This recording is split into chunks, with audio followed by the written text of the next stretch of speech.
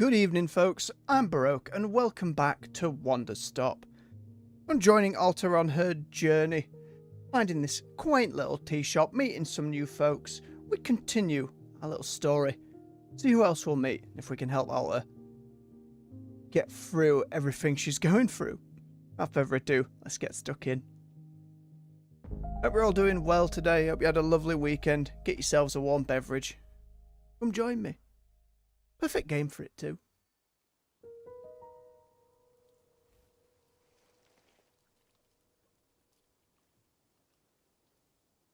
We had just seen Gerald again. That demon hunter was lounging around as well. Got some mail. Thank you so much for mailing my lost package to me. It seems to have slipped out of my bag. What a blessing that you stumbled upon it and thought to send it back. The package contained my daughter's school textbooks. The minute she received them, she studied them back to front and immediately went out and won a local science fair. How did she get to a science fair so quickly and immediately and win it? Believe me, I'm just as confused as you. I think it's the power of education. Here, I'll send you her trophy as proof. She won't miss it. She's already won it before. Thank you again for your help. It means a lot to both of us. Oh, bless. Thank you for your tiny volcano. I don't know where I meant to put all of these keepsake. Evening, AJ. A little on the nose. A little on the nose. But what's not to love about tea? I would say. Right. How do I... Okay. There's our demon hunter. And there's Geralt again. Start with a demon hunter as we did Geralt last time. One tea ball here. How many... Some fruits. We'll have to see what is needed. Grab that for now. I'll be with you in a moment, Geralt. Your leg's looking... Is it just me or is it growing up your leg? Hard to say. Where have they gone? You! Androgynous demon hunter. What's up? I had a thought. Would you mind if we did another ritual ceremony? Again? Well, I realised that I did a poor job last time. I put you completely on the spot. Demon hunters are supposedly to lead by example. We're supposed to guide and uplift. It was rude of me to expect you to open up first. I'm sorry. Well, that's very kind of them. So what if we did another ceremony? This time, I'll talk about myself instead. I'd feel a lot better if we could get a fresh start. Would that be okay with you? Fine. Sincere, sarcastic, or wary, beaten down by life, detached and bitter. Bottom one seems like Alta. Great, just like last time. I'll need another Vital tea. But, do you happen to have any mint flavour you can add to it? I just really like mint. Some mint probably help calm a bit of my public speaking nerves. Sure, real tea with mint flavour. Thank you. That penguin had you pluffing. Drop it! Put it down. Release the package. Put it down. Thank you. Honestly, how they keep finding them is beyond me. Send that off. Okay, so we have the minty one, which is the chip chip. We just need the Vital again.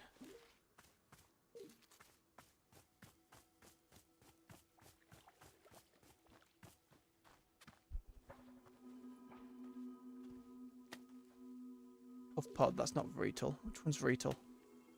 There's the seeds. Your Azzy. This one was Vital. Got to set up these plants ahead of time.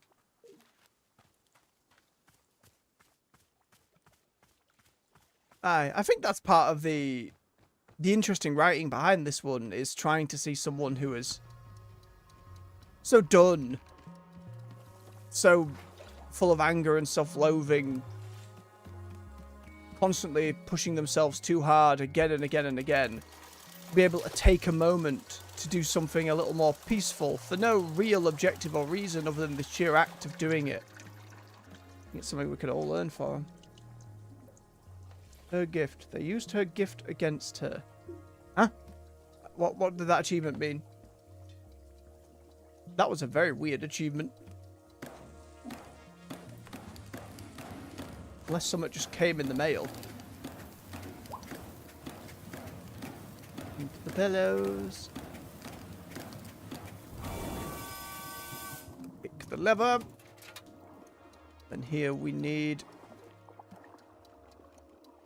the Vreetle. Oh. And then we need the mint, which is the chips. That should do it. Kick that and... Oh, no, wait. Shit. I forgot the tea again. I forgot the actual tea ball. Oh, amateur. Absolute amateur. I have to go and get some more.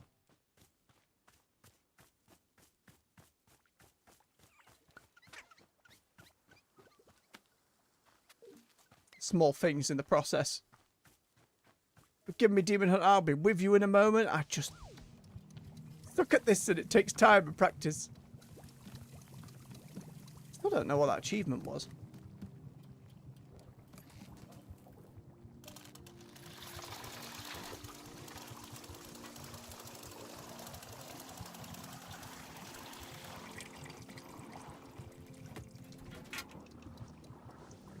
I forgot to boil the tea. Yep, it's making angry noises at me. It's been a few days. We'll get back into it. It's okay. There we go. Ain't messing up these orders. Rather start all over than give them garbage tea. Can't have that. There we go. Then we kick it. Then the lid. Wait for it to filter through.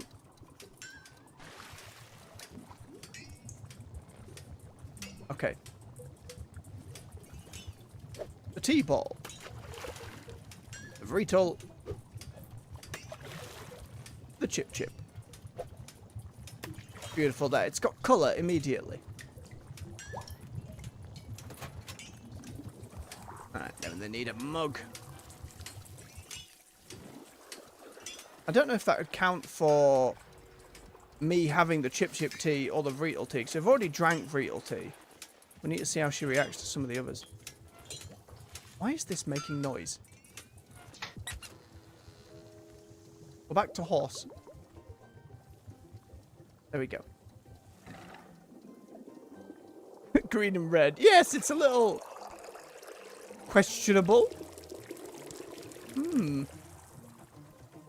think the star mug helps.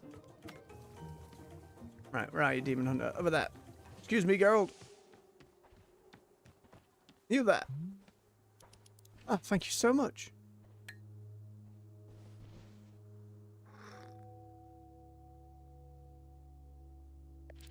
Verily, you have brought me the... Say, isn't tea supposed to be much hotter than this? Seems rather lukewarm. I definitely boiled it. Okay, I'll remake it using more heat. Are you kidding me?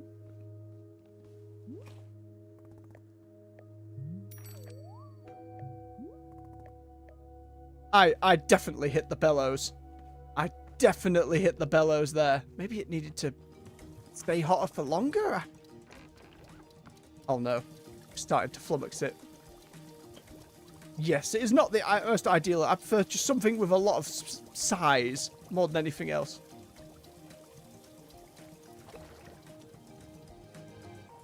That's a good point. I need to clear the whole thing out first. Yeah, get all this out of here. Empty out the whole basin.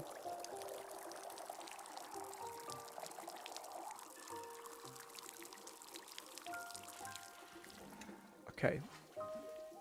Oh, what is it, Borrow? Borrow, there's some weird static coming from the music box. Is that normal? Oh, goodness. You are discovering the finicky nature of our shop radio. Always breaking the radio is. Quite an old machine at this point. You see, the dial may be getting stuck on certain unfortunate frequencies producing static. If you hear the static, you can simply adjust the dial back to a more normal sounding frequency. Or if you do not wish to hear the radio at all, you can set the dial to mute. That way, it will simply be the gentle music of nature itself flowing into our shop. Should Borrow be requesting for a person to come and fix the radio one of these days? Perhaps. Though I will say I'm starting to become quite used to it. Fond of the imperfections, even. Yes, there are days when I will be letting hours pass me by in a delirious fog of perpetual static noise. Of course, perhaps constant static is not to Miss Alter's liking, so I'll let you reset the radio whenever you like. Oh, thank you. Right. T-ball. Chip. I need one of the other ones. Hang on, mailbox. I'll be with you in a moment.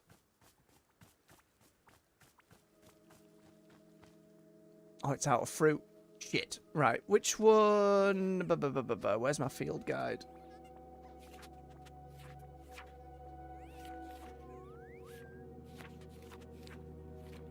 Small or large? Where is? Alright, cool. 3 blue, 1 pink.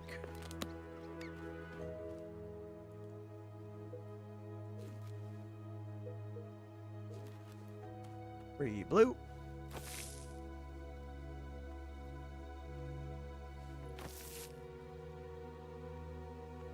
Oh, that's lovely stuff, AJ.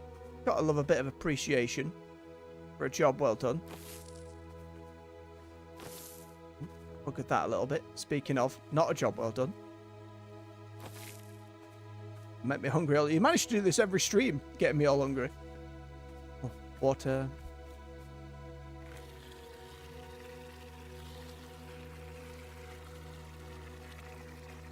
Fried sausage, a good nibbling food. Decent sandwich filler and all. There we are. Only need the 2 for now.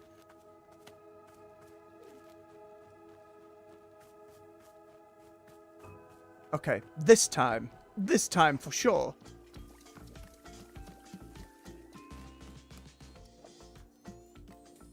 The water.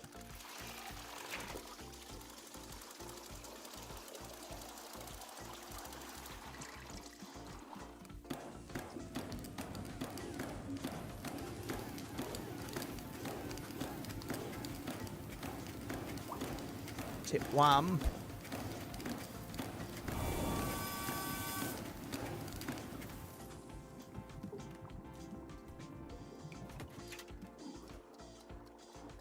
Okay, we're looking good.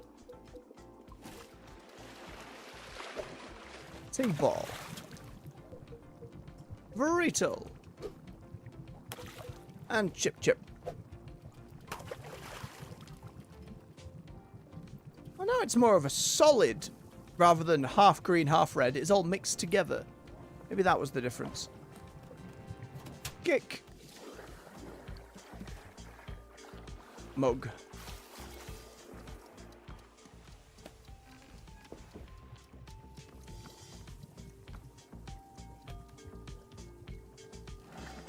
This time for sure.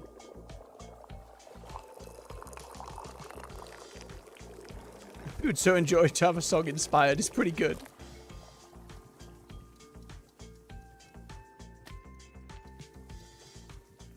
Okay, for sure this time.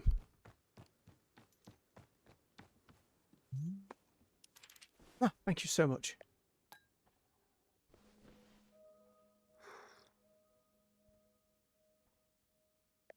There's that beautiful mint taste. Perfect. Just perfect. Okay, great. I'm ready for the ceremony. Where should the real ceremony for me take place? Let's do it by the tree stump with my sword. Great, I'll put my cup away and then meet you over there.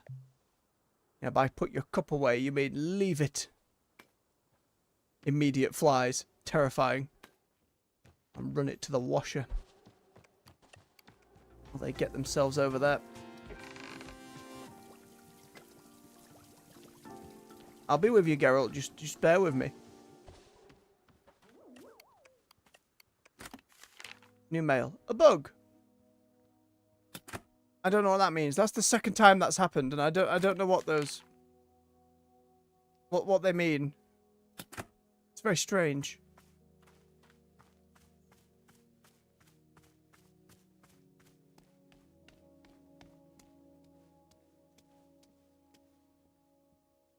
All these mushrooms everywhere that I still don't know what to do with. There is no coffee, Elk. This is a tea house. And good evening to you. I see, AJ. Fascinating. Do we make iced tea here? We accidentally made a cold tea a few moments ago, but you know, that wasn't well regarded. Alright, the altar is set up. Let's get started. Here upon this day, our community gathers to conduct a ritual ceremony. Congenial. Today's ceremony is on our special guest, me. Hi. I'm the demon hunter who aids and assists with the needs of this community. Hold on, what's your actual name? Oh, well, we're not supposed to use our names when we're on quests. According to the Hunter's Manual, use of one's real name can be seen as a sign of egotism and self-absorption. It's better to be seen only as a demon hunter in service of the community. No more, no less. So, yeah, sorry. That's a stupid rule. Oh, I'm sorry? It's just that I'm really, really supposed to stick to what the book tells me to do. Anyway, where was I? Oh yes. I'm a member of the Order of Demon Hunters, a society more than 6,000 years old. Wow, so old. Hang on a second. When are you going to start killing demons? I want to watch a demon die. Alter, please. Oh, right, well, about that. I mean, there aren't really, you know, that many demons alive anymore. We killed almost all of them already. But isn't that a testament to the ruthless efficiency of the Order of Demon Hunters? But then why are you here? Oh, well, since there are so few demons left to kill, demon hunters had to start finding other ways to help.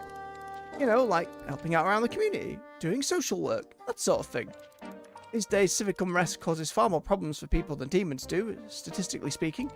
So, you know, it's where we can make an impact, statistically. What about those weapons on your belt? They look cool. You don't use them for killing? What? No, these are ceremonial. I'd never use them. Anyway, to get back on track, this is my first quest to a new community. So I'm here to assess the needs of the community and then provide whatever support I can. This isn't a community.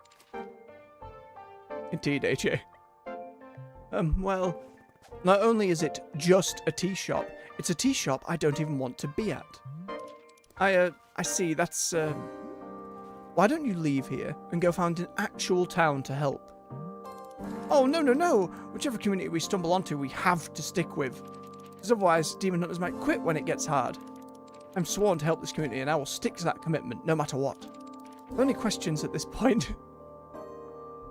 Question. Who's the nastiest demon in history? The nastiest? Yeah. Someone real nasty. Real sick. Tell me about a bad demon. Alter, you're so mean. Oh gosh. Well, I guess maybe Murgmer. Murgmer was a colossal demon from the ancient age and fed exclusively on orphans. Apparently he ate over 5,000 orphans in his lifetime. That's a lot of orphans. I know. Before Murgmer, the most orphans a demon ever ate was maybe 2,000. So 5,000 was like, wow, this guy's serious business. Oh, sorry, we're off track again. My apologies. Although, to be honest, I've kind of shared everything about myself. That's me. I can't think of anything else to say. I hereby conclude this ritual ceremony. Great, we're done. I think Alter is the daddy in this scenario, HA, from all we've seen of her so far. Yep, the ceremony is over. Cool, bye. Wait, hold on a second. So I don't suppose you feel like maybe saying something more about you. You don't have to, but maybe you want to share anything? Just, you know, if you want. No. Oh, yeah, okay, gotcha. That's totally okay. Yeah, thanks for the tea, yeah. Keep putting this candle thing around. Alright, let's go see Gerald, unless somebody else has shown up yet. No, we'll continue on with Gerald. Maybe we can help with his, you know, demonic foot problem. Hey Gerald, how you doing? How's your curse doing?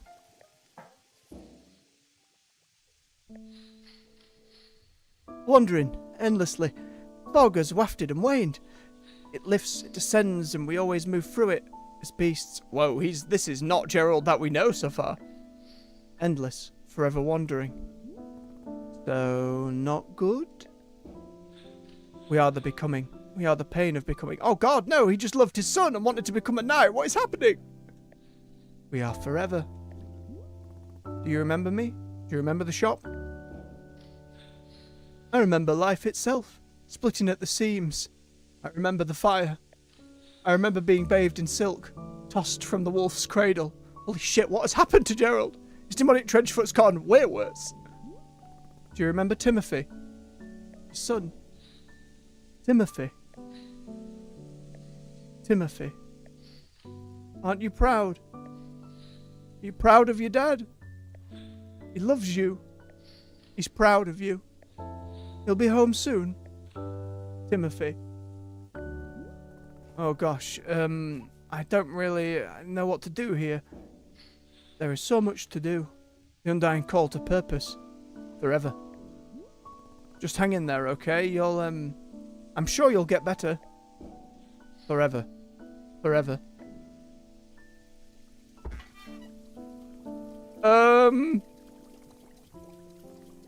He doesn't have a tea order. It's not in the requests. Borrow! Shit's gotten real, Geralt Borrow. We need help. Or Geralt's curse seems to be getting a lot worse. Yes, he's producing more thick purple smoke than is healthy for humans. Should we do something to help him? Well, to be honest, curses are not quite Borrow's specialty. From time to time I've seen them around here, and they're always a mystery. It's quite sad when a person's passing through an affliction I cannot be helping. But I will... Oh God. So much time, says the achievement. It will be okay. You have so much time. Oh no! I'll be keeping an eye out, and I'll let you know if I see any possible aid for our friend. Shit. Hang on, there should still be some of that minty tea left. Maybe he just needs a brew. I'm coming, Geralt.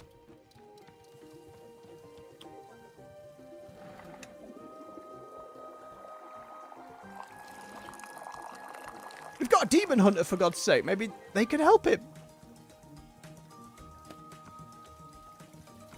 Tea?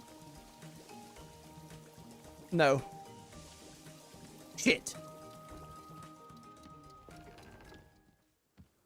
This was certainly not end in tragedy. It might, if it's a game about acceptance. Let's drink ourselves and see if the minty taste gives us a new vision. Or a bit of feedback. Maybe the retail will take over. I don't know how it works. Who would I say has wronged me? Oh, she's going again. I mean, it's weird because obviously I've fought Have some all tea of these ourselves. rivals. People who have tried to tear me down in all sorts of ways. And I do resent a lot of them. But, bizarrely, my most vivid memory of being wronged was when I was 14 years old.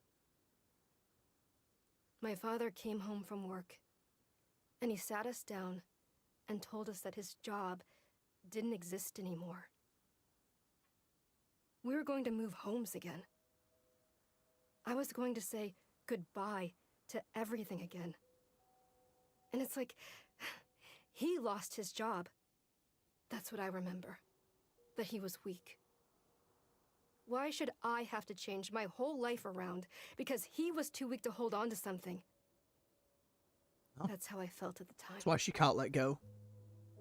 Then, Can't ever see herself as it. years later, I learned it actually hadn't been his fault at all. It was something totally outside of his control. So in theory, I should have been able to forgive him and move on, right? But I don't know. For some reason, I couldn't. It was like the anger had dug trenches in my chest. There was nothing I could do. There was no amount of rational explanation that would get it to budge. I still feel that anger. Even now. I don't understand why.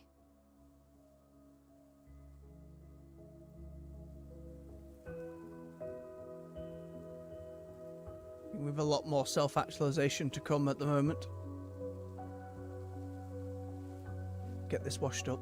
Don't you leave, Geralt. You stay. You stay in this place. We will find help.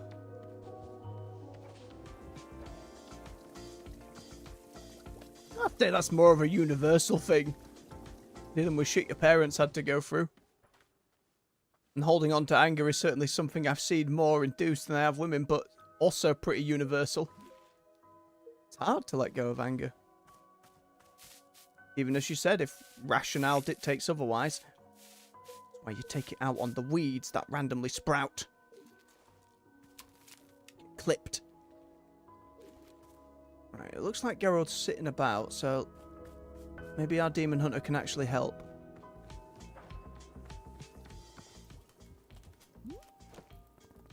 Let me guess, you want to do another ceremony? Hello? Oh God, what is happening? You okay? Something wrong? Oh, don't tell me they've been possessed.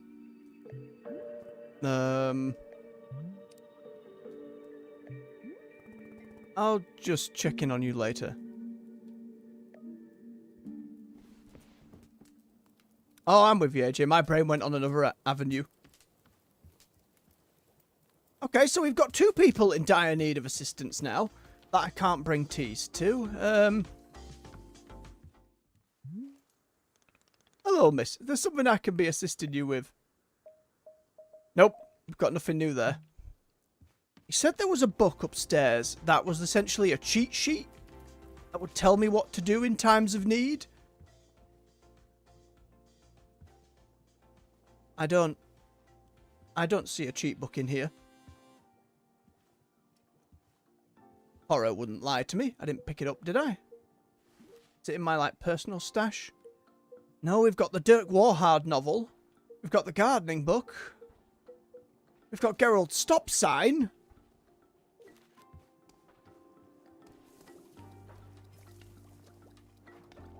I suppose for the moment I do some tidy up and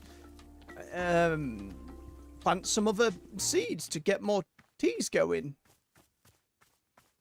For now, let's make use of the ones we've got here first, I suppose.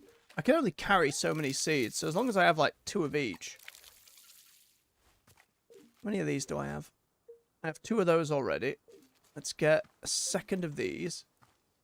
Drunk. Let's get another couple of retals. Beautiful. I can pick up as many of the seeds as I want, I think. I'll need some more chip chips. We've been using that mint flavour a lot.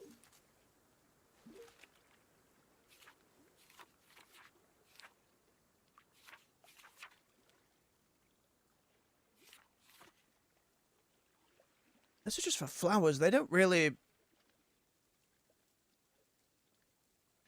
I haven't found the actual use for flowers yet. Let me plant a couple of those.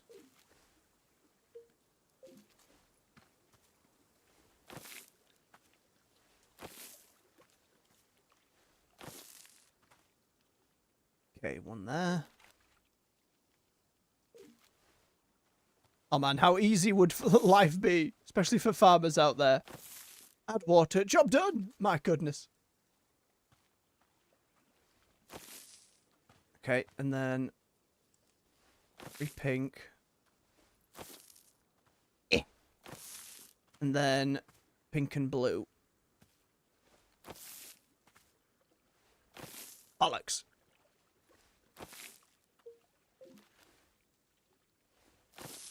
Right.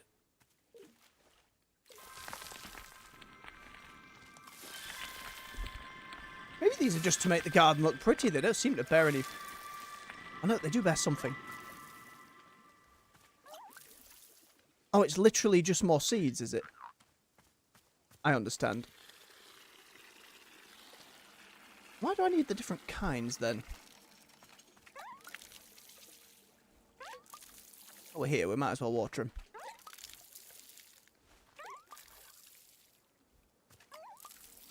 That squeaky noise they make's a little unsettling, though. Yeah. Blue seed, pink seed, pink seed. Oh, the pluffins are flying. So I need chip, and I need... I've got the others, it's just chips then, which is 4 blue.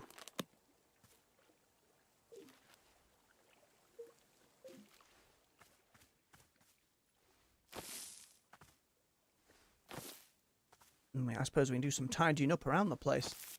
I haven't gone weeding in a little bit. There we go. Get us some minty carrots. For whatever reason. Don't like the idea of a minty carrot. It's unsettling.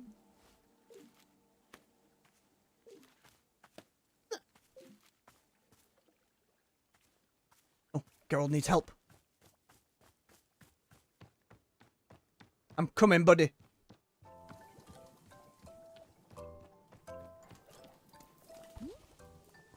You feeling any better? Hello? Geralt?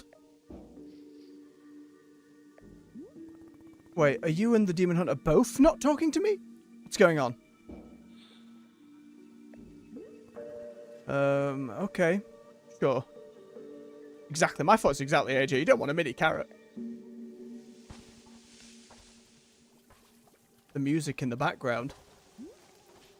Hey, feeling any better? What's going on?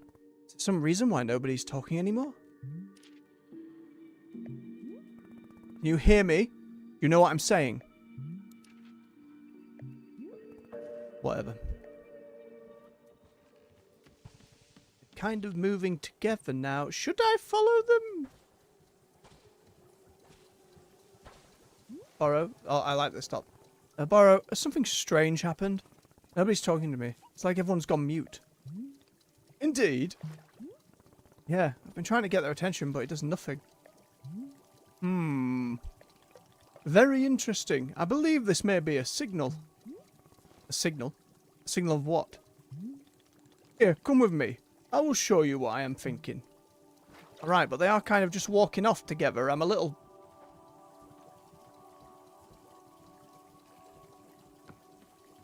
Let's know what you're on about, Borrow. It's okay, they're still milling around the tea house. I think we're alright. Have we got some kind of deity protector here at the shrine?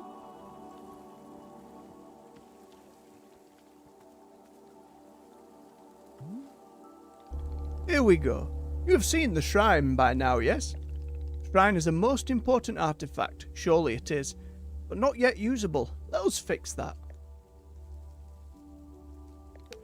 There we go. What did he do? Did he just rub it a little bit? Shrine is a sacred place. It's what we turn to when we're needing see something new. What do you mean by something new? It is different for everybody. I cannot say what it will be for you. All it will do is point you towards the next step, whatever that may be. When you're ready for that, please take a seat in front of it. In the meantime, you may also continue to tend to the shop if you wish. As long as you are our tea warrior, I'm confident Wanderstop is in good hands.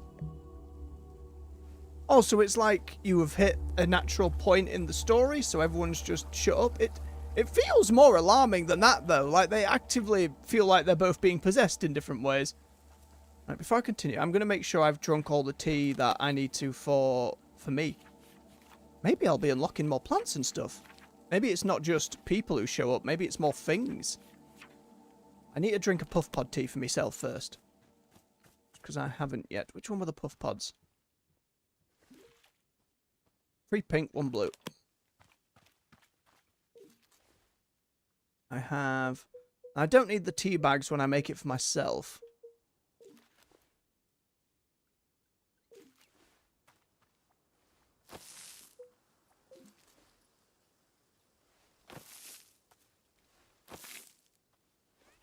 Okay. Beautiful. Oh, goddamn watering can.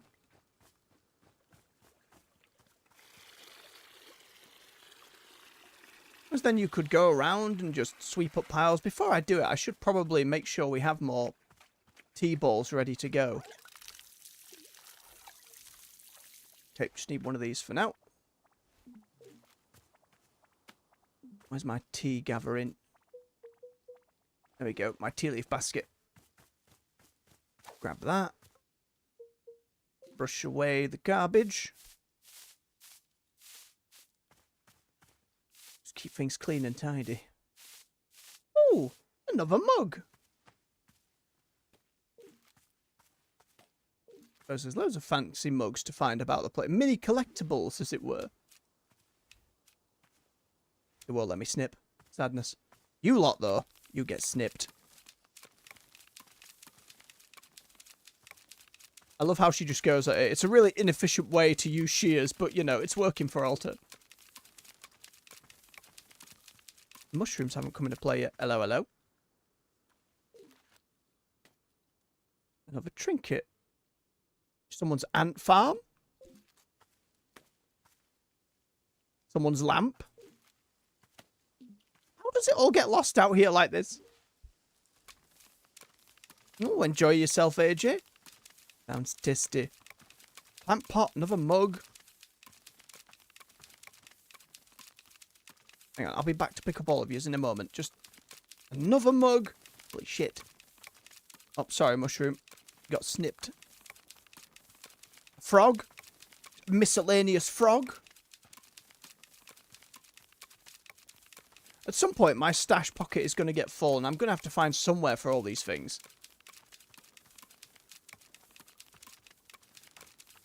Note. Another doll. Alright, let's start. Me a doll.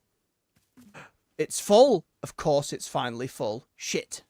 There are shelves and stuff inside. Maybe I'd make the place more lively and start putting things around. I don't know what to do with Gerald's stop sign. I can just put stuff on the shelf. Yeah. What else is in here? Same doll. Put the science fair trophy next to that doll. Too big?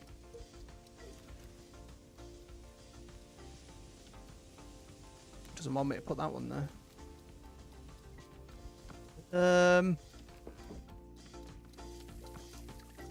Lampshade. Yeah, isn't that nice? Doll over here.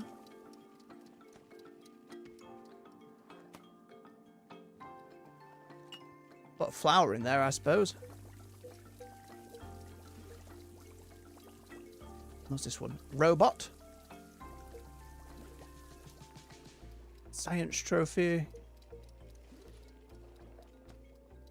Ant farm, question mark.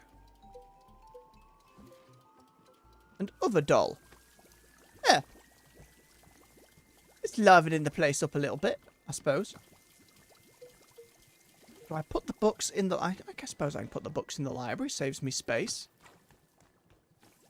Put the plant book back there. Oh, no, that's Dirk Warhard. That's fine. I don't like that just pointing at you as you walk in. A bit behind the door. Tiny bit less threatening. Why do you make flowers for every single pot in here as well? Is that how that works? If I just drop a seed into a pot, will it... Huh. Make it look pretty, I suppose.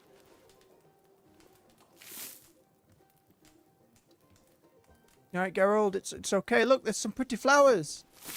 Yeah? Oh boy.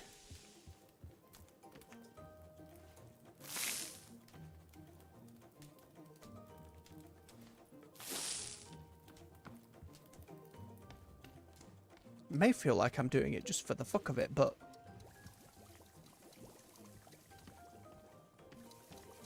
No. For the pot, please.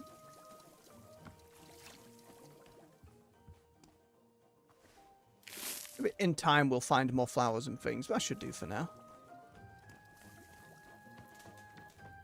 Oh, there's loads. There is loads of spaces to be planting stuff.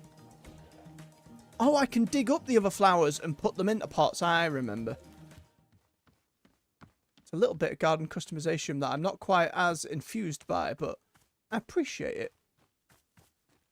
I assume none of my stuff has despawned, for lack of a better term. I'd have hoped not, game. Oh, good, good, good, good. Okay. Frog. Teapot that needs cleaning. Another teapot. Bowl of gems? Some wild stuff. And pot.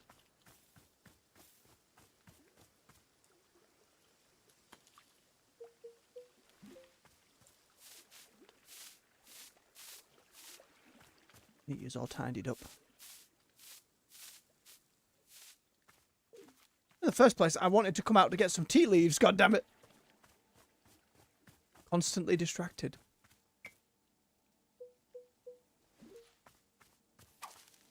Come here.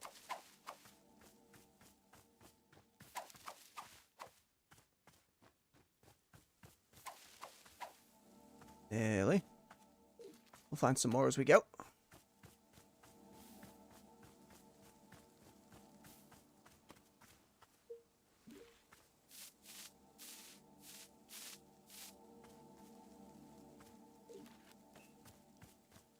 Still have no idea the use on any of those mushrooms. There's a lot of them though. I imagine our book of gardening might expand at some point. Interesting if they keep it same level the whole time. I imagine they're just trying to ease me into it slowly.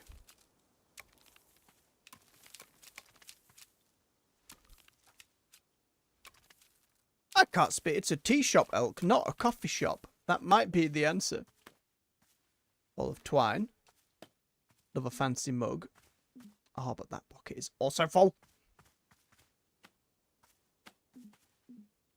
Crap. Hang on, tea mug. I'll be back. I can pop this down here for now. Yeah, that's fine on there.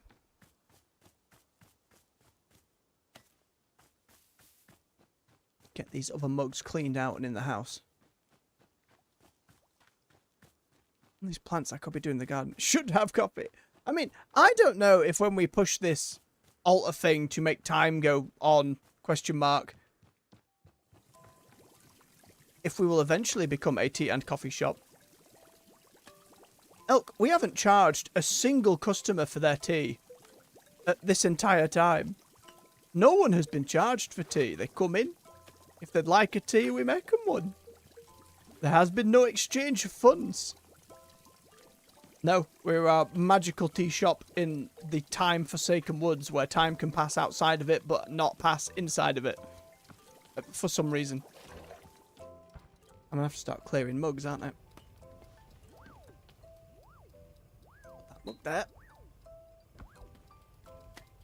Fancy mug caterpillar. Eh. Because we're a friendly fantasy tea shop, I assume.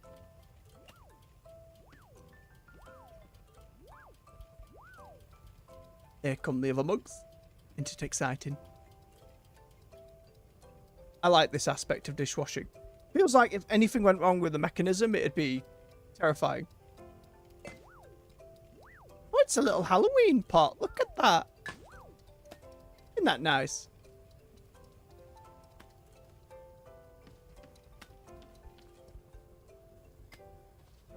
No one comes in and steals my fancy mugs.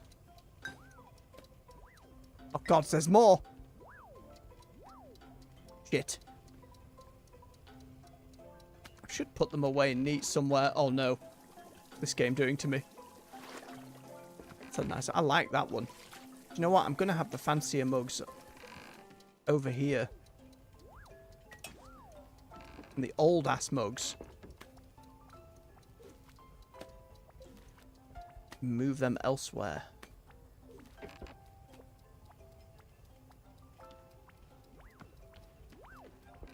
Oh, Pluffin.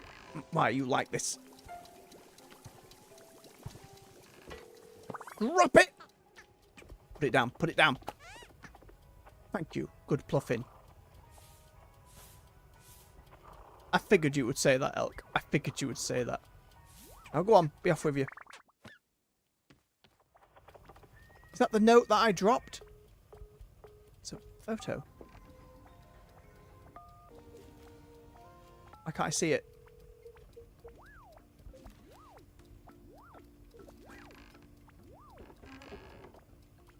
There must be a button for me to lift it to the top.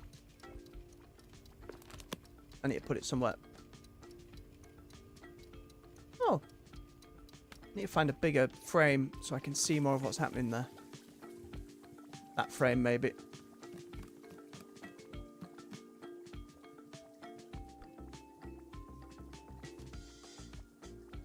What is that? Is it adventurous stuff? Is that Timothy? It's like a black... There's a big sword on the back in there.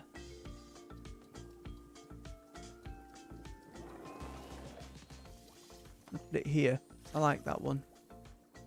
Wait, can I show it to Geralt? I mean, maybe not, but it's worth a try.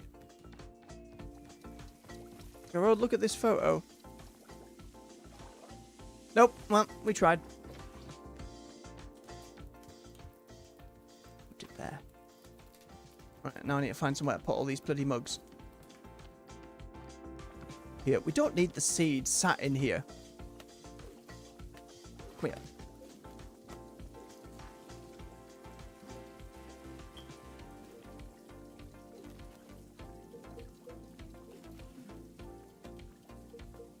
There we go, just a bit of organising. Not a little OCD in the slightest, it's fine, it's fine. Let's get some leaves brewing. Oh, I needed one more.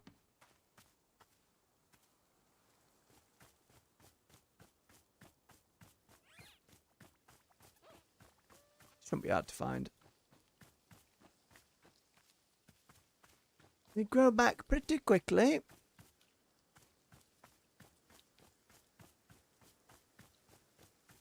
So many weeds about. Ah, there we go. Oh, excellent. Tackle those goddamn weeds.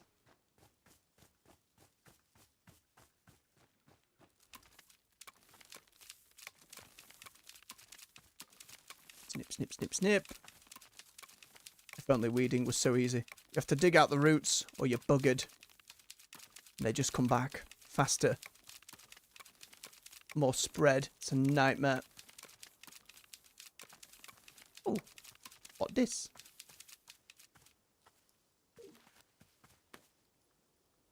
A palantir? I beg your pardon?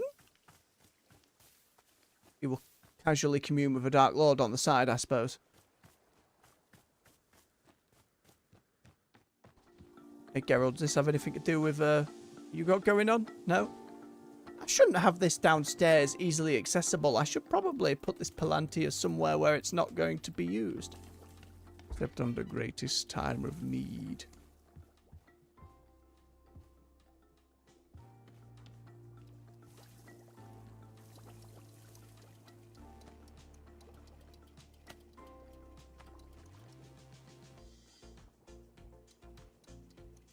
I just don't know if it does anything. I don't know if it's just counted as another trinket. It's a little reference. I should leave it. I should leave it and move on. That's fine. Oh, right. I needed to make that last tea for myself with the... When you're doing teas for yourself to trigger those memories, you just need the plant in question. You don't actually need the tea balls.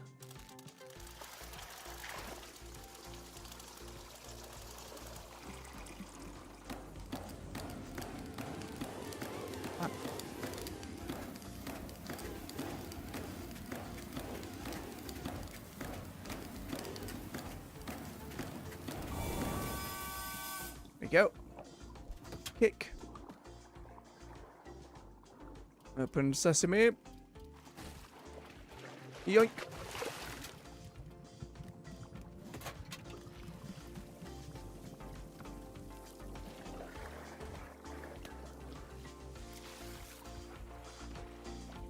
It'll taste like ass, but it'll be fine.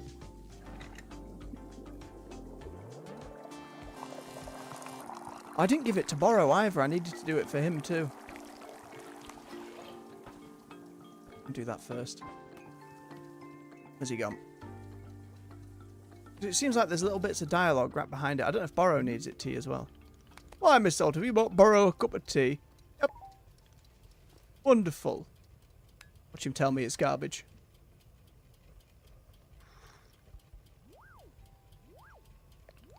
Oh, Miss Salt, I see that tea is missing tea leaves. Most all recipes are being quite valid, but Borrow finds that tea leaves truly enhance the flavour. Is it being too much to ask for another version with tea leaves? I would appreciate it very much.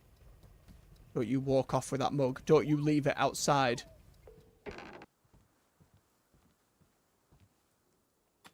You piece of garbage. Your shop. Come back and put it in the dishwasher. I should have known. I bet if you give someone a funky tea mug, they're not happy about it. Alright, it's just me who can drink it without tea leaves then. For Borrow, I'd have to add them.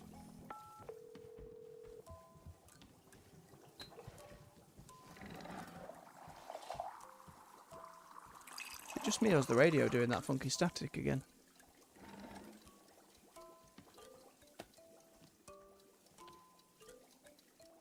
Little bit.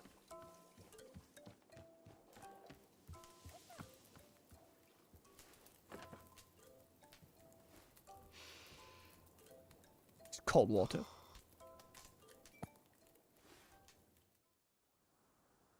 I'm drinking this tea, and these feelings are rushing into my mind.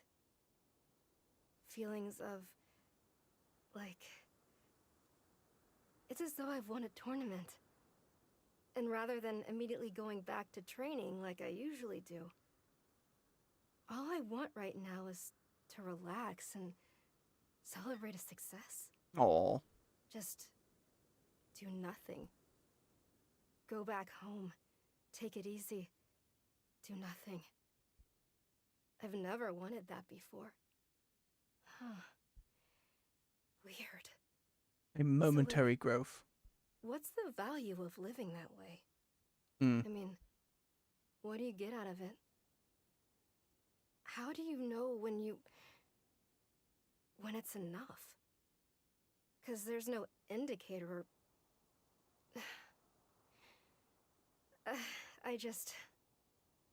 I don't understand it. I don't see what it's worth.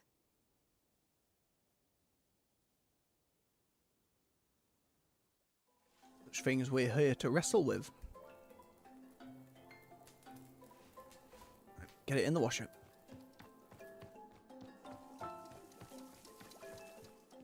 Always run past it.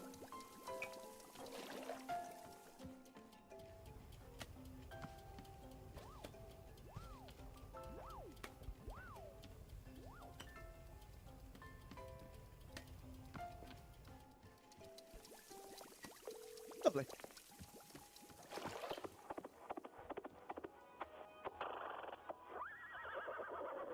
Oh, it's just horse noise. Right, let's check the post. All clear. Then it is just sitting in front of the shrine and moving things on. Do I sit like here in front of it or? Altar stairs at the mysterious shrine. Sit down in front of it and let your mind wander. No, not yet, not yet.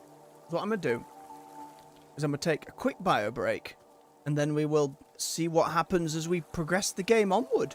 What else might open up, what new characters will show, if we can save the Demon Hunter and Gerald. Because by gummy, I'd like to. Alright folks, stretch your legs, refill your beverage. I'll be back with you in just a few minutes. I'll see you soon.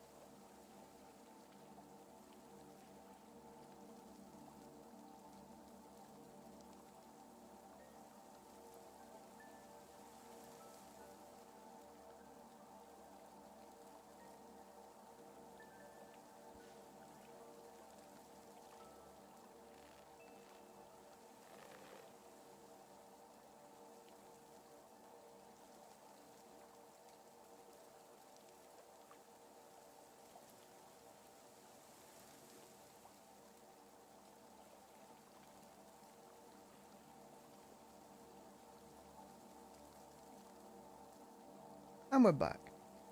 Thank you for your patience. Let me get that back on. Let's get ourselves moved on. Whatever that means. Mysterious shrine.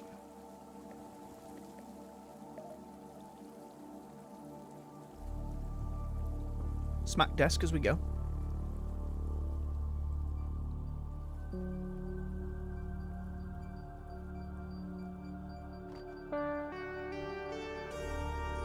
Music went all out of wilds for a moment.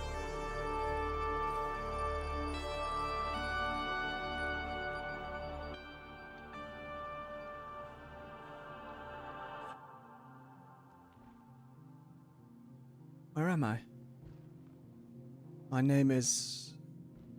I don't remember my name. Oh God, what's going on? Where am I? Someone please. Hey, your name is Alta. Remember? It's getting just worryingly foreboding. Right. That's right. You're a fighter. A warrior. Of course, yes. I remember that expression. See what I mean? You knew all along. You're also wearing the apron, though. I'm sorry. I don't know why I forgot. It's okay. I've got you. All of this has a purpose. I promise. Do you remember what your goal is? Yes, to find Master Winters and train with her. No, not that one. The bigger goal. The bigger goal? No, I've forgotten that too.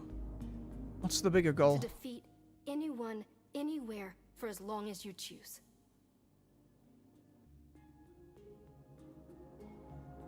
Gotcha. What about...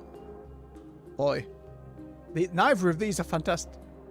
Next 10 years. No. You can do much better than 10 years. Oh, I'm being forced. If you work hard enough, you could go the entire rest of your life without losing. I love how this is portrayed in the Golden Light positively when I think the underlying current is this is a pretty toxic mentality. You will never lose. Think about it. You'll never fail. For the rest of your life. It's a really negative thing. I think that's impossible. How can I even do that? It's not impossible. Not for you. None of them work as hard as you do. That's why it's possible. With your help? Of course. I would be honored. Thank you. I just need you to push yourself a little bit harder, okay? There it is. Right, of course. Just tell me what to do. I've got you, Alta. You're going to be okay. You're going to be amazing.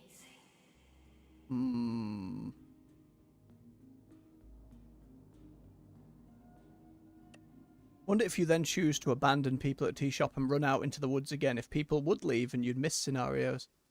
I don't want to, though. Oh, hey, Bora. Oh, the season's changed.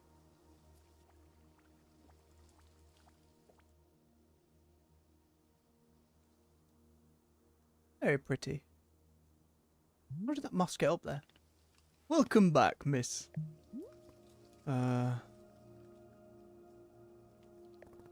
What just happened? That is an excellent question. It would appear our clearing has changed. And I can say it's a most delightful change at that. Look at all these colours. Wait, did this happen because I sat down at that shrine? It seems so. Just as Borrow promised. Something new has come to pass. What about my sword? Where's my sword? It seems your sword is right where we left it. On the tree stump. Perhaps not everything has changed. Might be best to explore the clearing and learn more. Hold on, are all the plants I planted gone? It would seem they are, yet son of a bitch. I should have looted all of them beforehand, god damn it. I put a lot of work into those. They're not permanently gone, are they? How do I get them back? Oh dear, Miss Ola, I am truly sorry, but I am not knowing a way to bring these things back. It would seem the forest has taken your plants away. In fact, do you see the hanging pots over there? Before you showed up, Borrow had spent a lot of time filling them all with lovely plants. It was quite beautiful, yes. All gone now. I'm sorry that you've had something taken from you. It is not a kind feeling. But perhaps you will join me in standing up and moving forward into the new shop that is before us. In fact, Oro can see a new customer is arriving. Holy crap. It's a lot of stuff. Where's Geralt? Where's the demon hunter? Would you care to go say hello? Perhaps she is even needing your help with something. There is still much for us to do. And I am so grateful for your patience, Miss Alter. Please take care, as always. Oh, I do love him. He's a scumbag for leaving that mug out, but I love him.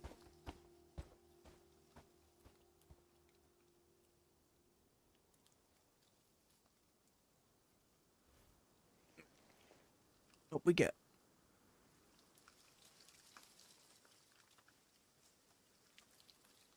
Oh, the tools are all back. Wait, everything's gone.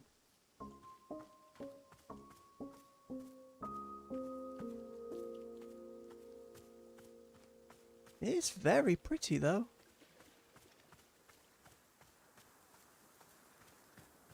What's that? Yellow seeds.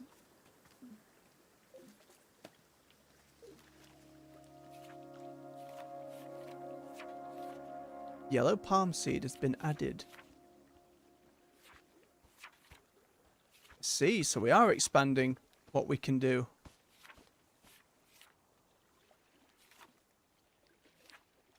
Oh boy.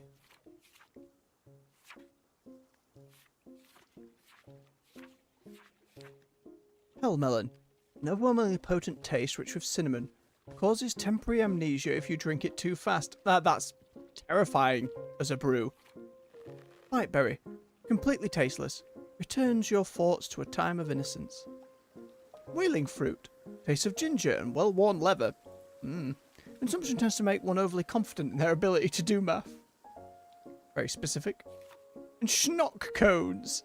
Are noted for relieving physical pain when eaten. Tastes like citrus, milk, and whatever you most frequently ate for breakfast as a child. It'll still be Weetabix then.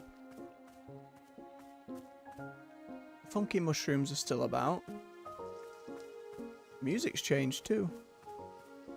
Oh, I don't have my tools to gather anything. A stop sign. Okay, it definitely looks like rust and not blood now it's here. All my mugs have got... I'm so sorry to say, Elk, but your Halloween mug has vanished. That pumpkin mud, it's gone. I do not know why. I put time into those. Let me grab my tools. What about the pictures I put up? Okay, the pictures remain. So at the very least, I can keep those memories of everyone that's turned up in the shop. Scammed. 100%. Absolutely robbed. Oh, the camera's gone. No coffee, no pumpkin mud, aye. Oh, there's the camera. A different seed again. No, it's just yellow, more yellow seeds.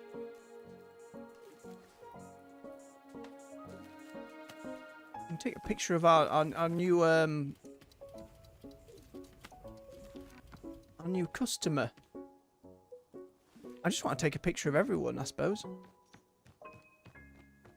No new post as of yet. There we go. Let's get that inside.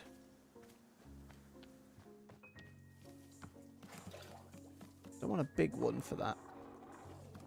Oh, hello. Some blue seeds. Move this plant pot down. Might need it later.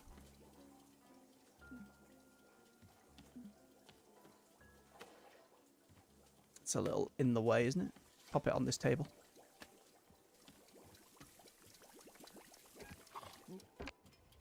Ah, here will do. Oop, there you go. Right, let's go see what they want.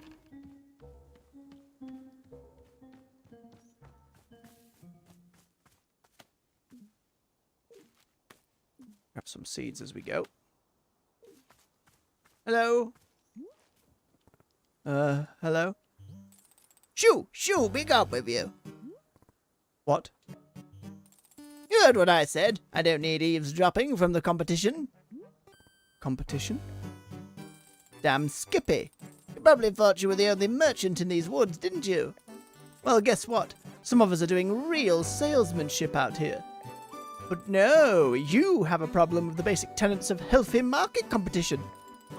You think nobody else has the right to do honest business, right? Isn't that what you think? What? Don't play stupid mumbling fool with me. I can see right through it. We both know you'd do anything to keep all the profits for yourself. Speaking of capitalism, I'm pretty sure everything here is free. There are no profits. That's what you want me to believe. But I'm not worried. Once I set up shop, it's over for you and your little socialist utopia. What exactly do you sell? I bet you'd like to know that. I bet you'd love to have the edge on me. Well, tough tooties. I'm not falling for what do you sell ever again. Wanderstop is a tea shop, so if you don't sell tea, we're not competitors. Oh, suddenly Miss Educated over here knows all about economics. You want to know what I offer customers? It's simple. Firm products, higher prices, harsh, unasked for life advice. All that and a smack in the head on your way out. Alright, Grandma. Sounds like a business competition to me. That's more like it. That's the spirit of competition. You've got some moxie, kid. But moxie don't cut it in a cutthroat economy like this. You need brains, guts, wood screws. You'll never overcome my built-in market share advantage. Ha! I eat market share for breakfast. You have no idea who you're dealing with. Face it, kid. You're in the presence of marketing greatness, and you're scared. I know you are, but what am I? Wow, Alter. Wow. Once I find out exactly what you sell, it's over for you. You'll never find out what I sell. Never! This is good. I haven't felt the fire of a fight in me for some time now. I like it. I'm going to enjoy running your little enterprise into the ground. Now get your buzzed face out of here and let me set up shop. Would you like a tea while you set up? No, I don't want tea. Well, that was productive. Borrow. We have... Holy shit. She literally just set up shop. I turned away. Where did she get those glowing arrows from? How are they powered? Look at that cute little cat cart. Oh my god, you see the tea mug? It's like brass knuckles and then die. The most terrifying mug I've ever seen. Borrow. Hello, miss. I have an idea if you might indulge me, or something completely different. Do you remember Borrow mentioned the pots over there in the hanging trellis? Their emphasis is weighing somewhat on Borrow's heart, I must say. So it caused me to be thinking. Miss Alter said she would like specific tasks to complete. Yes? Well, if you're going to be helping me out, fill these hanging pots with some new plants. What do you say? Could you be taking some time for this task? What if the clearing changes and we lose them all again? Well, yes, I am supposing such a thing could certainly happen. But, Miss Alter, should we really stop making things beautiful simply because they may disappear in the future? To me, the task of temporary decorating is sounding quite lovely. What do you say? Maybe, if I find the time. That goes straight into the heart of building something permanent and having it sit and stay for it just to be gone. Oh, some too real. Ah, of course, there's no rush at all. Simply if you find yourself in the mood. Any plants would be fine in the pots. Borrow is certainly not being very picky. Or perhaps you'll find the task easier if you use a miniature pot.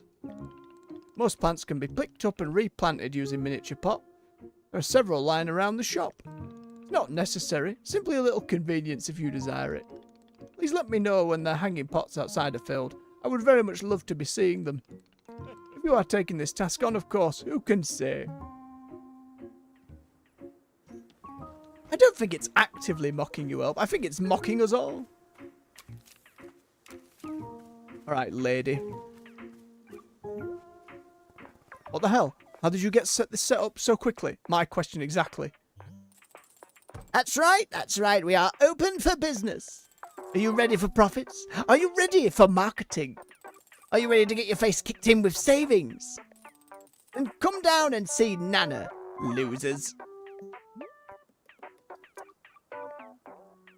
Alright, here I am. And what of it? What can I buy? I'm ready to see the shop. Ready to confront the crushing boot of competition? Fine by me. Behold, consumerism! My mug. 599 what I can only assume are granny coins. Little meow meow. 699. A candle for 249. I can't afford any of these. Yes? What is it? What does this icon mean? Is this your face? You can't possibly be this dense. Those are Nana books. That's how much they cost. Okay, fine. But I don't have any Nana books. I've never heard of an achievement. What is needed? Hue is drawn simply to what is. Hang on, I gotta read that. Hue is drawn by simply to what is needed, to what is not realised. Again, I still don't know what the other achievement of her gift meant. Never heard of a Nana book? How are you a small business owner? The Nana book is the international currency. The Nana book is the gold standard. I think you're making this up. I am not making this up. How dare you accuse me of deceit? That's it. You're going to make me... Where is it? Here we go. Professor Currency's All-in-One Book of Economics, Volume 1. This is infant stuff. It's pathetic that I even need to give this to you. Thanks, Nana. I'll use this information to crush you. Ha! With Volume 1? You wish. Let's talk while we're at it at Volume 12 now. That's economics. Volume 12. Still have nightmares about Volume 12. How about if I sell you something in exchange for Nana books? Yeah, you're talking about a barter. Sure, I'll bring you something. You can buy it off me. Let's see this thing first, Missy. I'm committing to nothing until it's in front of me. Alright, I'll bring you an item. Give me a minute. I don't necessarily want to sell her all our best tea mugs and things.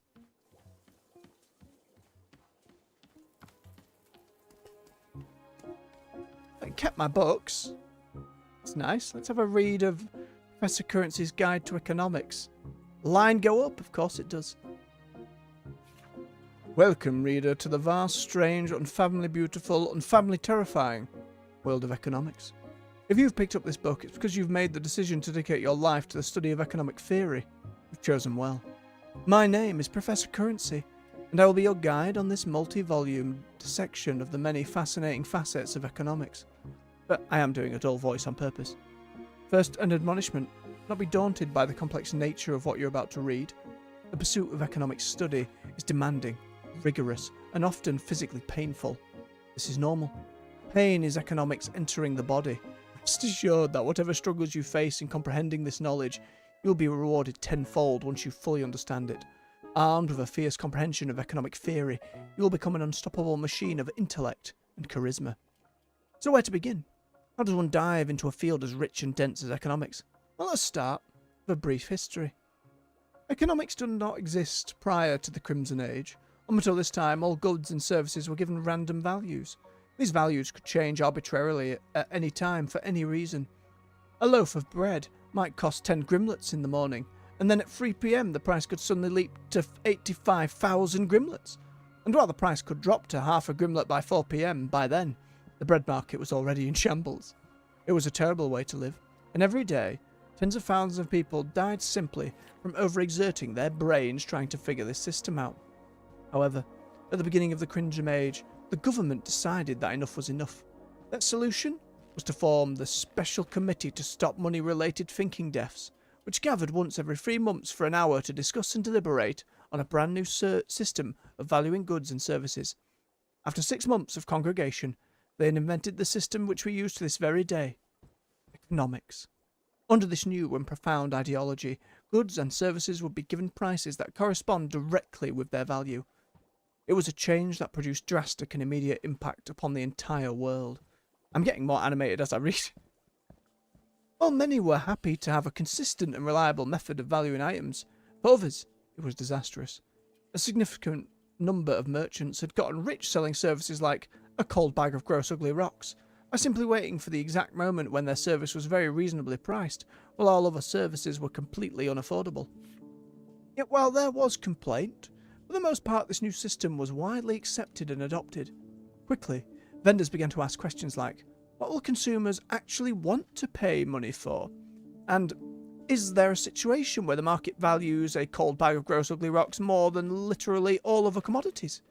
These questions became the cornerstone of economic study, and the ugly rock test is the first principle taught in most 101 economic classes. While it's certainly true that the specifics of market value are quite different today than they were in the Crimson Age, the fundamental underlying tenets of economic theory are the same now as they were back then. It continues to be true that consumers want things and are willing to pay for a good if the price is commensurate with its value. It continues to be true that a cold bag of gross ugly rocks is a tremendously difficult, although not impossible, item to advertise as being the most valuable commodity a person can possibly own. And it continues to be true that everyone wants to make money, which means that in some sense, everybody is an economist. Of course, some of us are more of an economist than others, since we went to school for it, and physically fought one another tournament-style in gladiatorial arenas to earn our diplomas. But on more of a theoretical and not very real level, every single person in today's world is an economist. This concludes our discussion of the history of economics, but what are the practical implications of economic theory in today's world? How can economics best be used for personal gain? And what about that economist to combat tournament I mentioned, and the light implication of packed arenas around the world where such tournaments are held? Several of these questions will be answered in Professor Currency's Guide to Economics Volume 2. Join me in the next book as we dive further into the unfathomable, unintelligible, illegibly beautiful world of economics. I like the almost like meta commentary of, doesn't some of this sound really intriguing, dear viewer? Oh. Oh, the Book of Answers!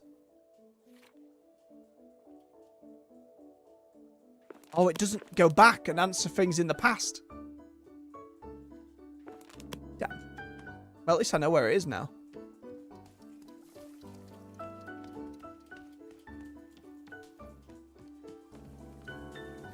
Right, you borrow. Or the old woman over there is trying to run Wanderstop out of business. I see. Should we be concerned? Don't worry, I'm studying economic theory to take her down. Oh, are you also being a student of Professor Currency? So far, what is your favourite aspect of economics? Fine, I lied. I was trying to sound smart. Miss, I've done this many times. It is best at parties and graduations. I say, Miss Jenkins, young Susan will make a fine macroeconomist. I'm certain she will triple or even quadruple the money. Borrow is a hit at parties. To be honest with you, I'm not especially worried about our new competition. Perhaps it will even be fun. Yes, surely fun is the primary goal of all competition between businesses. Oh, if only, Borrow. Whoa. Hello? Demonic barbarian maned man?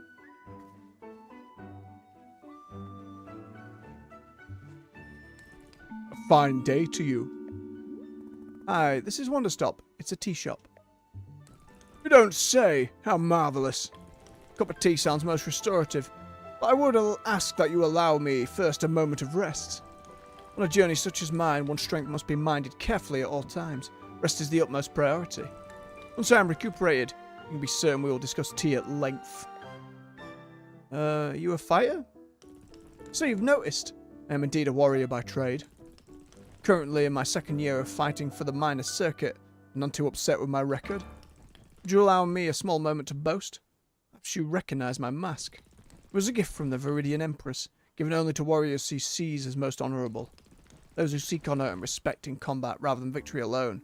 She saw this in me. Well, this might be a character Alda can actually bond with in some way. I carry a blessing everywhere, on my body and in my heart. I'm a fighter too. Truly. Oh yes, now that I'm paying attention, I see the poise and balance in your stance. Of course, I see it clearly now. Another warrior, like myself, here in the woods. It is fate that brings us together, yes? Surely it is. Please tell me a tale of combat. I wish to know of your journey and your strengths. Well, I used to be undefeated in battle. Ah yes, I can recall my own first loss. An educating time. I didn't really lose, it's more like... Okay, this is a weird question. Have you ever suddenly lost your strength for no apparent reason? Like it just sort of left you? This is unfamiliar to me. I've never felt disconnected from my power. Oh. I guess I can tell you about it. I spent the last 8 years doing tournament fights in the combat arena. Wait, no. Alter? I'm sorry, do we know each other? You are the warrior Alter. This is you? Yes. My heavens. My heavens! What a beautiful and surprising world we live in. The warrior Alter is before me, the strongest fighter of the modern era. You know me? An actual personal connection. Know you? I've been to see you fight twice. I saw you at the Royal Arena 3 years ago. It was, how do I say, changed my life. Truly. In fact, because of that fight, I began using a false advance in combat. I'd only ever been using a serpentine advance. The false advance gave me more flexibility when disarming opponents. I'll often follow up the false advance with a quick weight shift. Try ease into the opponent's offhand if they're armed. Interesting. What do you gain from shifting the weight? Boy. It gives me a way to muddle the opponent's weapon focus. Ah, interesting. I'll have to try it for myself. Oh, and the second time I saw you was last fall. Fought Lady Ash in Serpia. Right, yes, I remember. It was a good match. Please do not ply me with your false modesty. You wiped the floor with her. Should we put up a fight? Again, I have no need for this sort of humility. We both know of your strength. And I've run into you purely by fate, here, in the middle of nowhere. And you're running a tea shop, is that right? Just briefly, I'll be back to fighting soon. Ah, Warrior Alter, I am astounded once again by you. You have discovered a new form of training in the most unconventional location. Making tea. I never would have thought to try it. What new abilities will this unlock for you in combat? Does it strengthen poise? Or is it mental training? No, wait, do not tell me. I only wish to see the results. You surpass us all once again. I'm stunned, but not surprised. Thank you. Oh, my apologies. I never introduced myself. My name is Ren. I've come to these woods seeking personal growth. Find new strength. Meeting you has affirmed that I am walking an honourable path. It's really nice to talk to another person like me. I haven't talked to another fighter in a while. Oh, of course. Warrior Alter, you and I are kin. We share a common destiny. It is fate that we met here. I believe this with all my heart. I guess, let me know if you want tea. Tea? Of course. Like Simon, I'd nearly forgotten. Yes, let's have a cup. You don't need to rest first? How can I possibly rest? I'm flushed with enthusiasm. No, a cup of tea right now sounds perfect. Sure, what would you like? I must say, meeting you here has reminded me of the passion I felt in my youth. Back then the world felt spontaneous and alive. With these little expressions. True gifts of surprise and delight feel rarer and rarer to come by as I get older. Seeing you here has felt like a call to action. Be inspired and to chase what feels most alive. Please, won't you bring me a cup of tea that calls to mind passion and the pursuit of one's dreams? That is what I desire most right now. I'll do my best. Thank you. Where does this little workshop table come from? What does the old lady want over there? Nana, what's up? State your business. Nothing, just trying to steal your secrets. Shoo! No secrets here. No ancient wisdom of unfathomable value. Get out. Okay, so I need a tea for passion and energy. It's high in caffeine. It's amnesia. It's math. Relieves pain. Oh, Mesberry's a new one. Where'd that come from? Taste that is impossible at a quiet place, no matter how hard you think about it or what you compare it to, and to infuriate some. Which of those are wrong? Makes you nostalgic for something you never experienced. None of those seem like the answer. Fashion.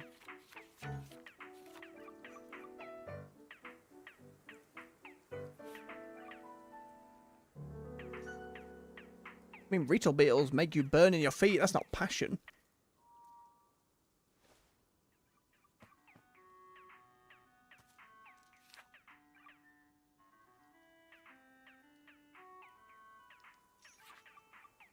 I don't know. I genuinely don't know.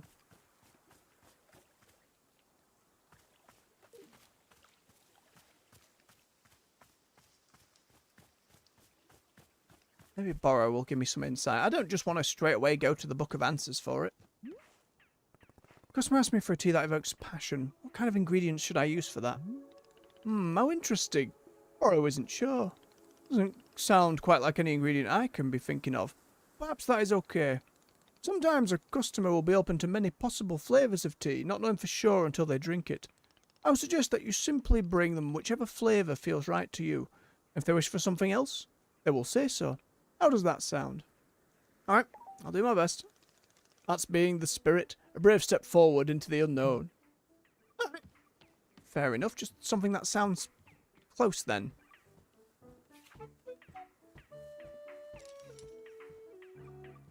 Maybe the bite berry will do it. I just don't know how to make it yet.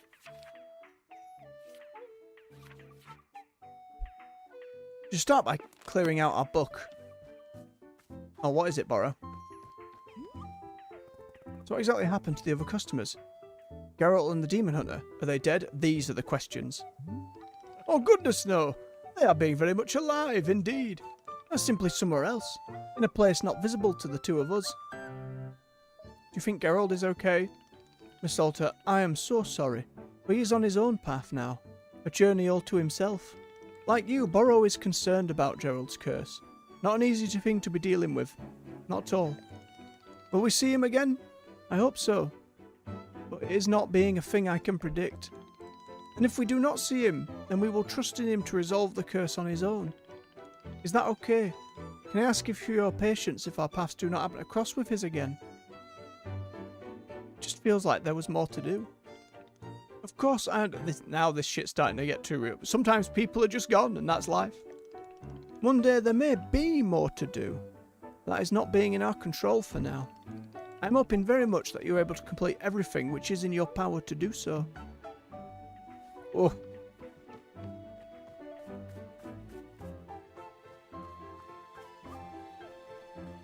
And I need to fill out his garden. Start by gathering up some tea leaves. I think we'll find some more seeds as we go about. I am lacking in seeds at the moment. I don't like it when trees have like that little bit that looks like an eye. I know there's a word for it in real life.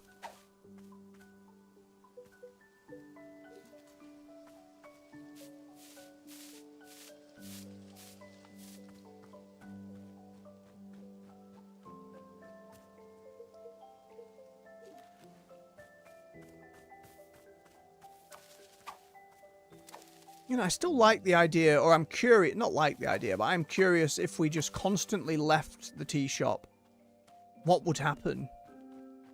What kind of ending would it portray? I'd be very curious when I finish this playthrough on stream, just to have a Google of all the possibilities in the background. Ooh, parcel. Thank you, Pluffin. Right, more plants out and about. Kind of chilling. Get this delivered. Not going to sell a random parcel to Nana.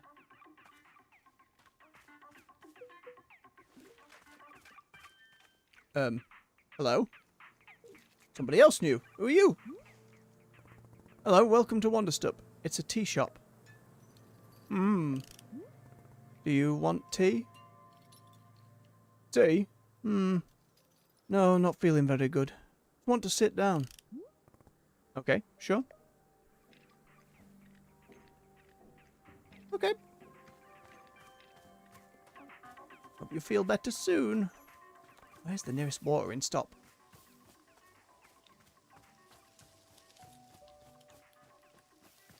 Ah.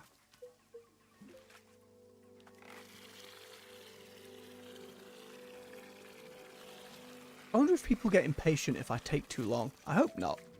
Kind of rush. Might feel like it's against stuff, but...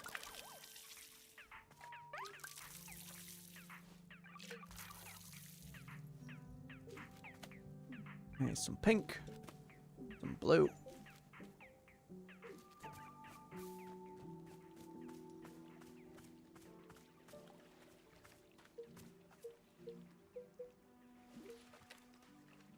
Look, the little area where we were growing plants has now become this thing. Out of nowhere. Yeah, this is definitely where I was doing the plants before. The water spigot's changed where it is too. More yellow seeds. Okay, I need an area to just start planting things.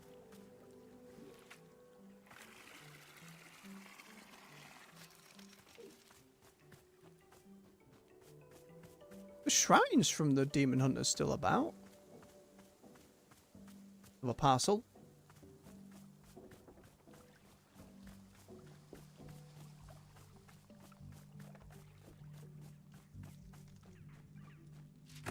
There we go.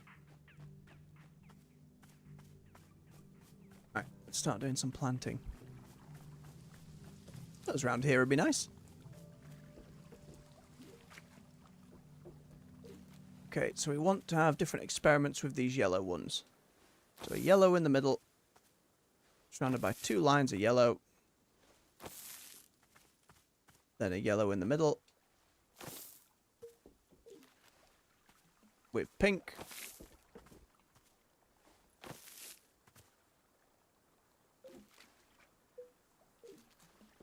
Yellow in the middle with blue.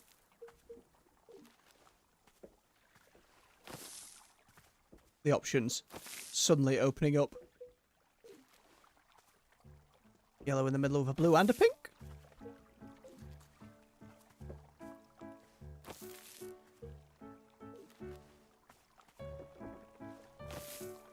Ah, that did nothing. Why? Why did that do nothing?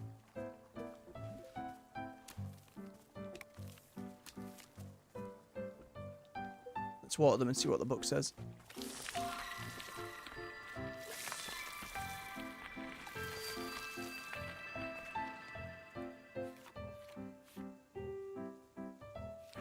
Oh, I need a blue and pink either side with yellow as well.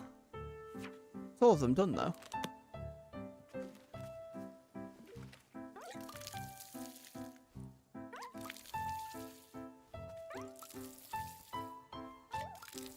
And I can put these plants into a... Oh, excuse me, Bora.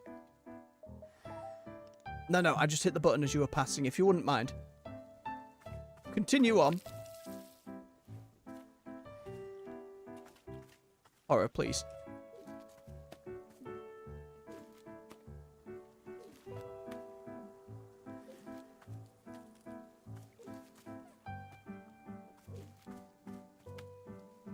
And go.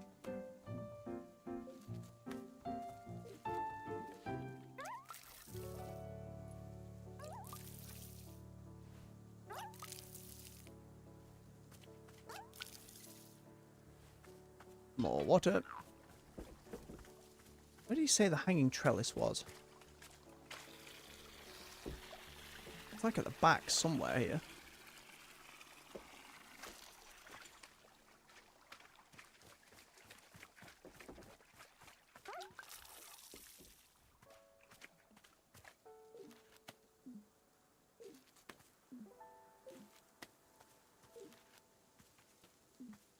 I just grab more seeds. Oh, Jesus, more people. I'm busy tending to the garden.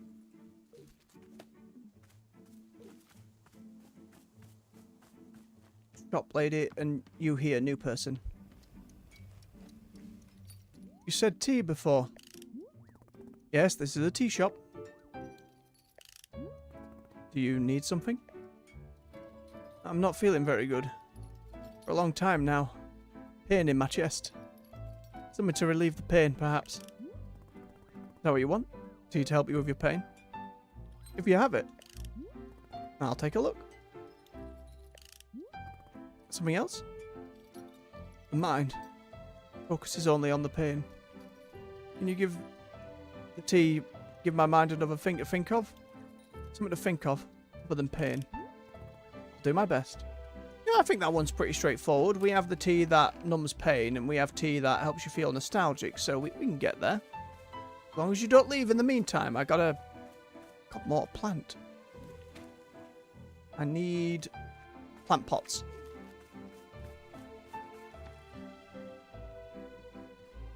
I can't just grab any plant pot, apparently. Aha! Excuse me.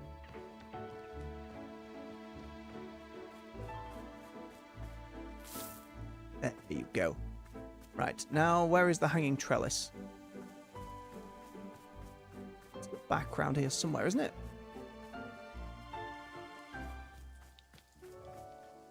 That's the other garden, which is now on this side, for some reason.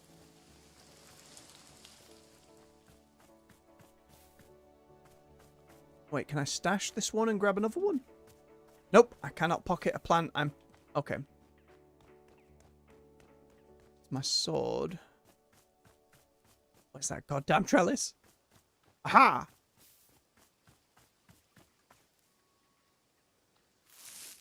There we go. It begins. Just need to find more plants.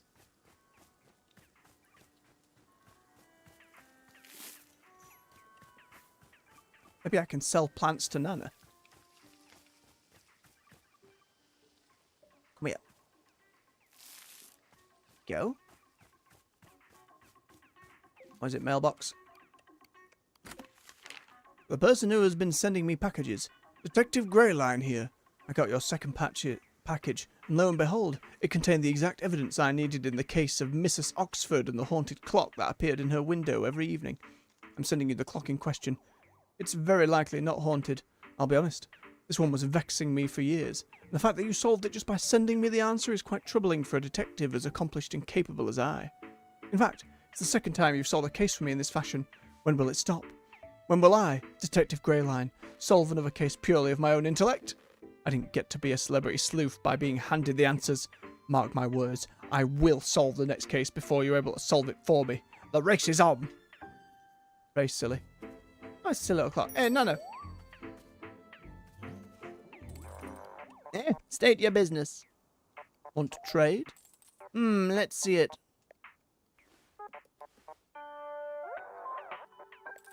Alright, not too shabby. What's its story? What's so special about it? I mean, it's Navrathis, making up an elaborate lie about its origin. It's, you know, an ancient rune. An ancient rune? Missy, everyone and their grandmother's got an ancient rune lying around. Well, let me explain to you what's so special about this ancient rune. It was a reward for saving an entire village. Oh, tell me about this village. What was the trouble? Ghosts moved into the homes and it drove property insurance way up. And how did you handle the situation? The skepticism.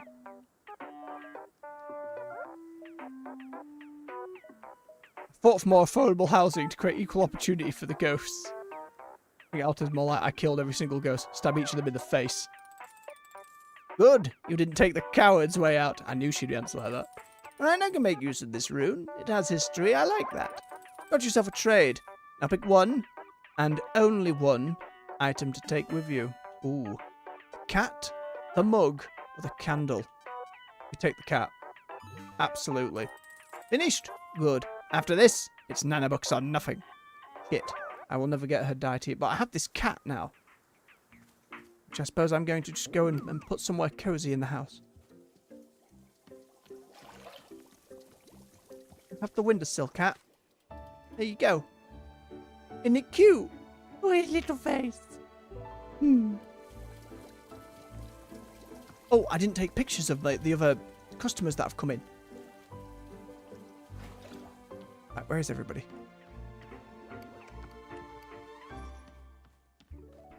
Ren, hang on. Oh, bless me. Hold still, big fella.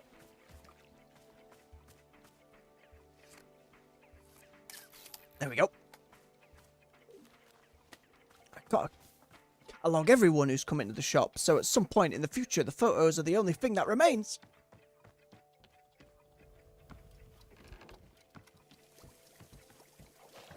There we go. I don't even know if I'm going to have room for everyone. In-pain person whose name I don't know yet. It seems rude, but smile! Thank you, Elk. Very kind. Usually I can hit the mute button fast enough, but apparently not today when I'm trying to nab a photo. I'm going to start to run out of photo space at this rate.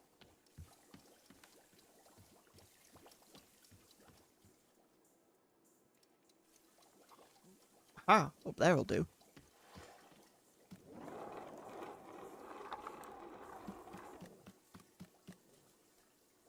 There we go. Ooh, more plant pots as well. More other stuff. With the seeds. Where that plant pot? I just saw it. It's the one I put down earlier, isn't it?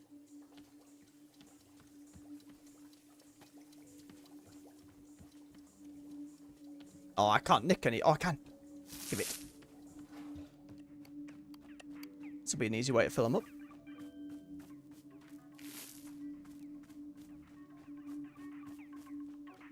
Hang on, postbox. I'll get to you.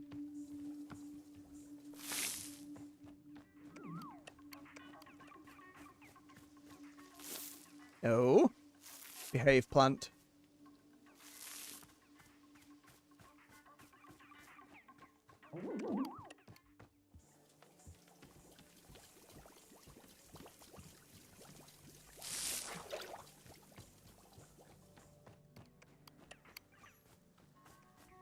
Okay, 5 more. Lovely.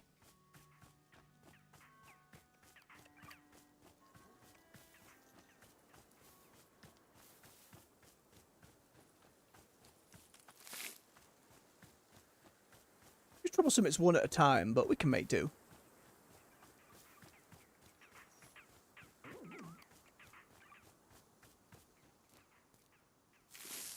Easier if I planted the plants around here, actually.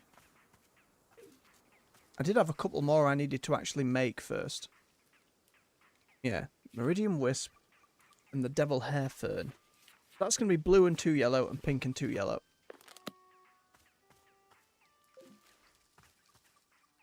Pink. The blue. And the yellows.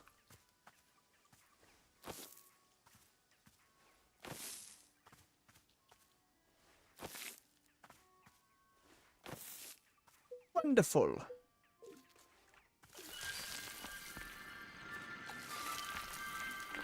Ooh.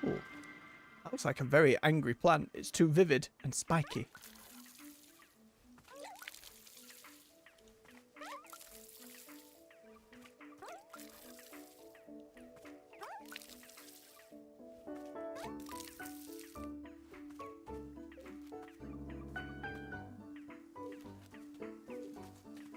I can just hit X. Easy. We become more efficient.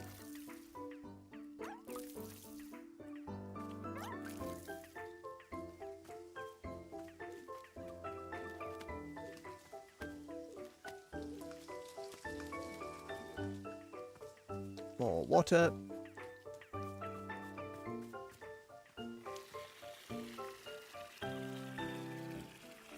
Still don't know what use any of the mushrooms have. Part of the game hasn't given me any indication what any of them are used for. No, one was like called a gift shroom, but I've never been given the opportunity to gift people. Oh, I put one pot. I only need the one. Pop that there. Oh.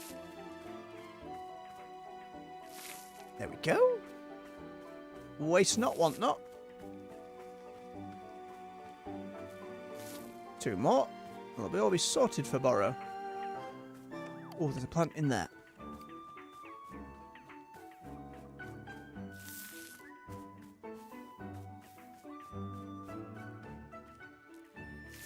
The music's a lot more uppity this time around, rather than just completely, like, serene. Now it's almost... It's a lot more upbeat by comparison. Getting things done. And then this plant.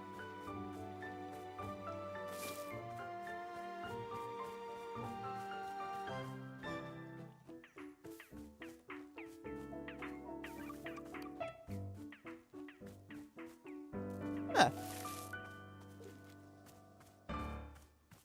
Where are you, Borrow? That's all of them, isn't it?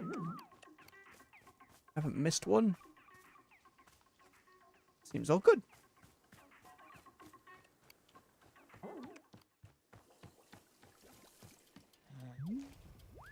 Hello, miss. Is there something I can be assisting you with?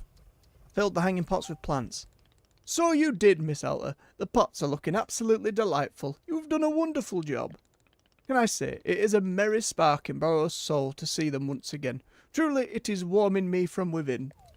Please, I must be thanking you for the time you spent on this task. Here, I will give you a poster that's been sitting in the back of the shop. There's an old flyer for Burrow's favourite TV game show. How many eggs am I thinking of? I've got all the character on display, by the way, there. Also, there's a wizard, there's an assassin, there's a femme fatale, there's a fortune teller, there's like, what the hell is happening here? What's the premise of the show? The premise was being quite simple. The contestants are attempting to guess how many eggs the host is thinking of. And yet, every episode was an unbelievable roller coaster ride of drama and tension. You wouldn't believe the spectacle. Fortunes were made and lost on each episode. Blood was often literally spilled. Tears were more or less guaranteed. Most episodes saw a romantic relationship either begin or end. Miss Alta, words cannot convey how riveting this show was. And yet, cancelled after 2 seasons. A tragedy. Apparently there were too many complaints about the amount of nudity on the show, even though all of it was blurred. Nevertheless, how many eggs am I thinking of will always be a fixture in Burrow's heart. I think you'd have done well on the show. Agreed. In fact, I applied many times to be a contestant. Always rejected.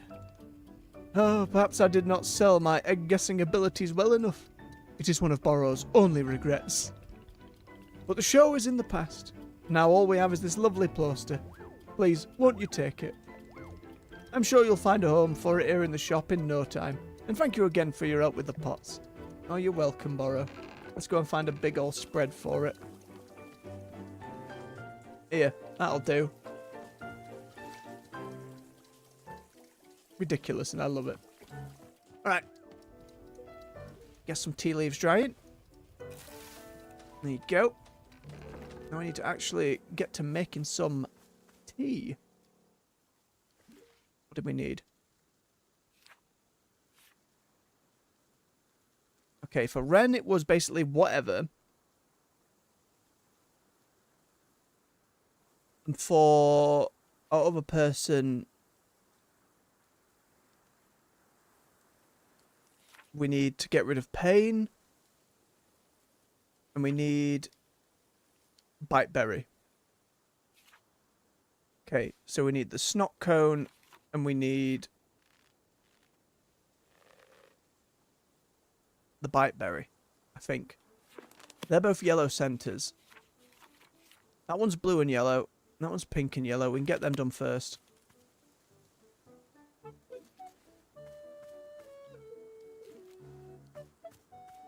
Well, there's a blue right here that wasn't used.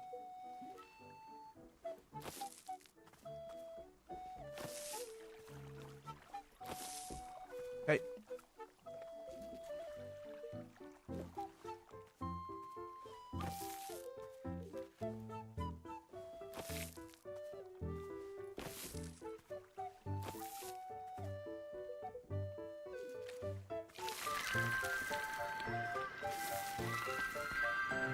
Very pretty.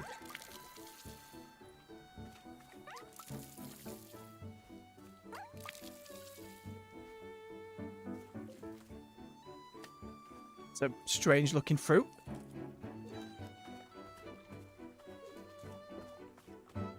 Like magma. And these are just megaphone shaped bananas.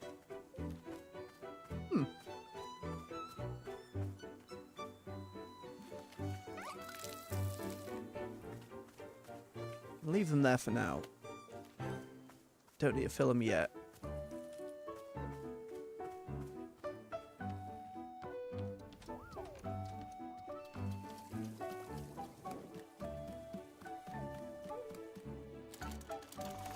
I want a cup for me and a cup for Borrow as well, in theory. They're both different though, so it should trigger different memories, so it's not exactly going to be ideal, and we'll have to do one again.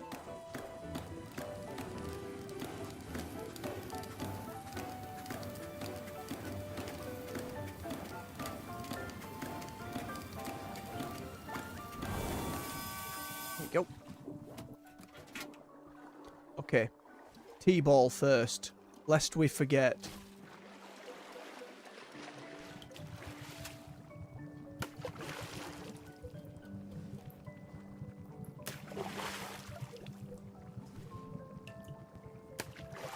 Okay.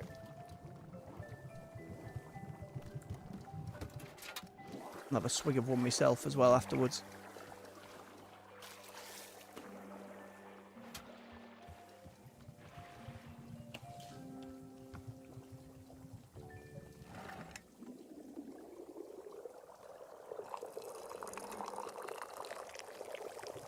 We're getting a pretty funky colour. It doesn't necessarily seem appetizing, but let's see how we get on.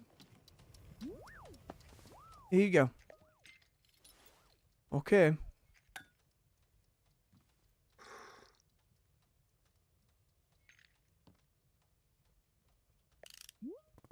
Did it help with the pain?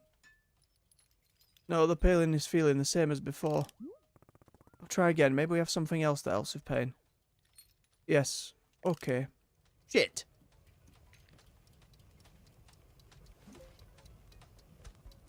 Oh, I did Pell Melon.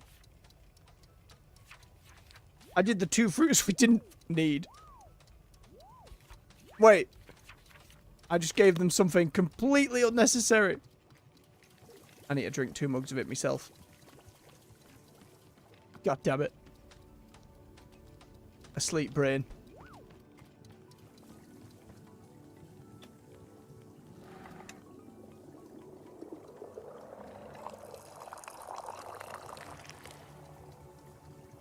How much of it's left? Enough for another mug.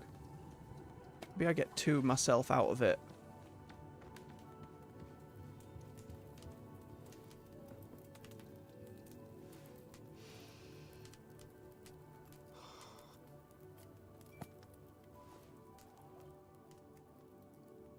Huh. What is this? I've never tasted anything like this before. It's like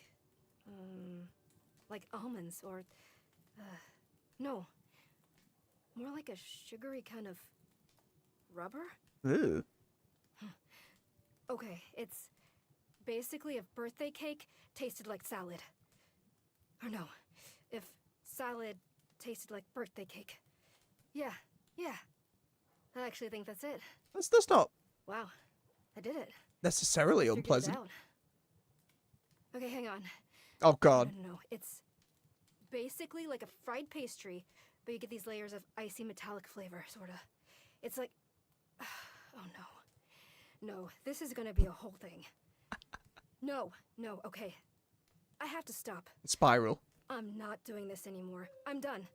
We're done here.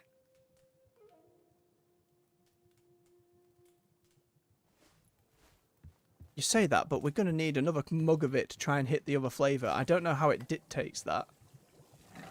Oh, in the dirty mug. What have I done? It's alright, I'm drinking it myself. I look at my mug to the side. Stained. Hasn't been clean in a week. It's just more and more tea. Oh, it's got flies and everything. Oh, how's this going to go? Terribly. That really Gross, this cup is dirty. Crap. Can I transfer the liquid to another mug, or have I already soiled it? Shite.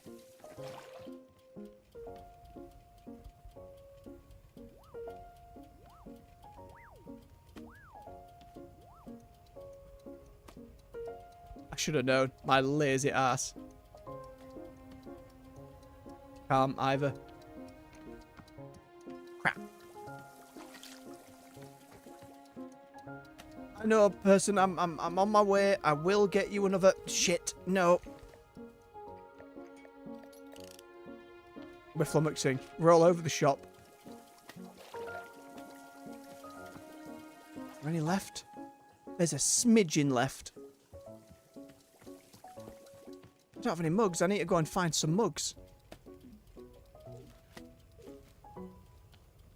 We had loads of mugs, but the fact all those nice and pretty mugs disappeared kind of fills me with annoyance and regret. It's like I spent the time, but then again, what video game things are truly permanent when you never pick up the game again? The collectibles you've gone and gotten in games over the decades. Feels like more of a commentary on that, really. Like, does it truly matter? Can you not just enjoy the collecting and the organising and the doing in the moment?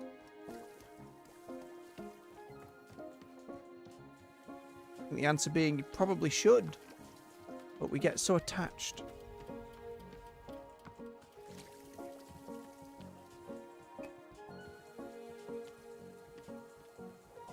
Again, the last game from the Stanley Parable very much went into such things in a much more direct way.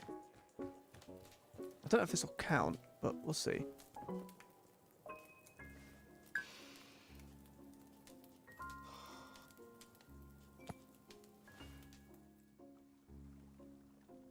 Huh. What is this? Nope, it triggered that same one. Damn. I was hoping, because it's two flavours, I was hoping it would trigger the other one. Maybe it's dictated by whichever one we put in first. Right, I need to go and make more plants to actually get the ones we need. What is it, postman? The person who put my lost parcel in the mail. Thank you for your good deed. You returned my parcel when it would have been easy to walk off with it yourself. The package contained a sacred cloak, only one of its kind, invaluable to me. I have attached a photograph of myself wearing the cloak to show you its majesty. Without your generosity, I would truly be lost. Thank you again, Olivia, the Owlmancer. Ooh. Straight up animal people. You'll love to see it.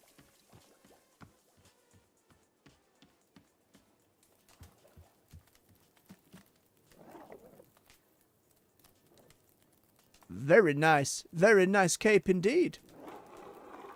Maybe we see them at some point. Oh. Should move that out of the way of the sofa. And that. Oh no. Slight moments of I need it to be right.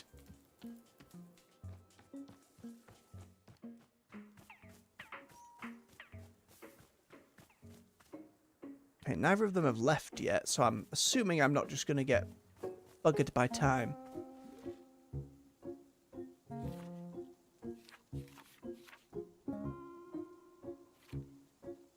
Okay. It's yellows and surrounded by all of the fruit.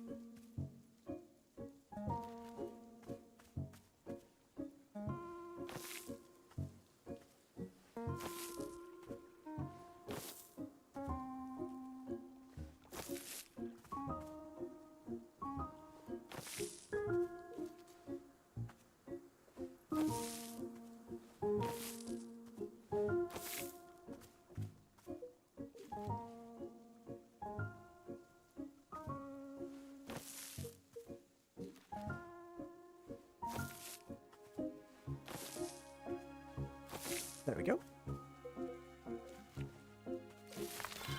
Ooh. Huh.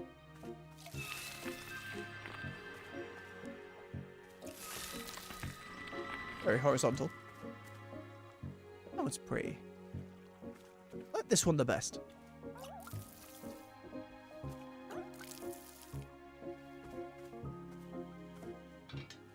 Shite.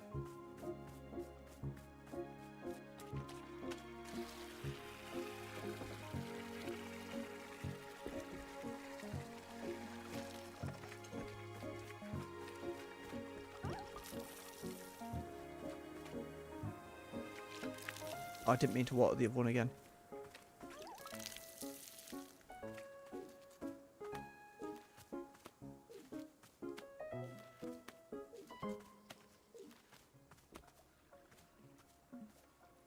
Oh no, it's full.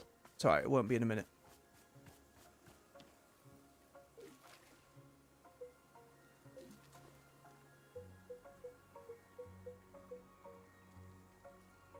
Okay, so we should need then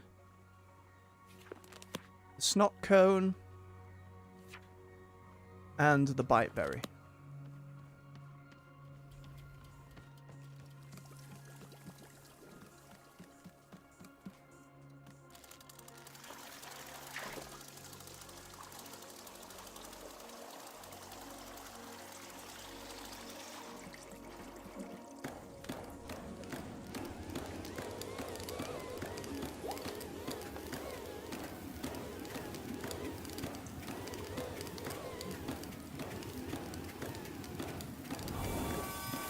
Beautiful.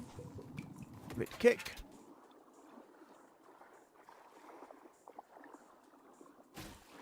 T-ball.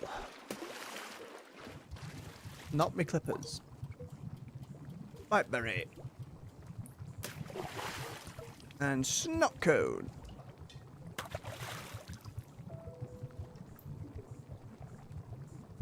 Or some kind of eldritch tea.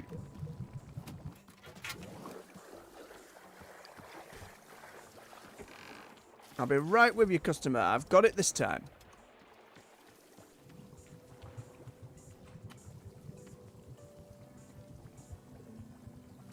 Didn't really think of a good accent off the top of my head for that person.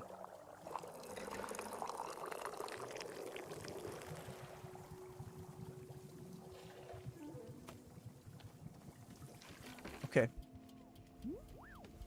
Here you go. Okay.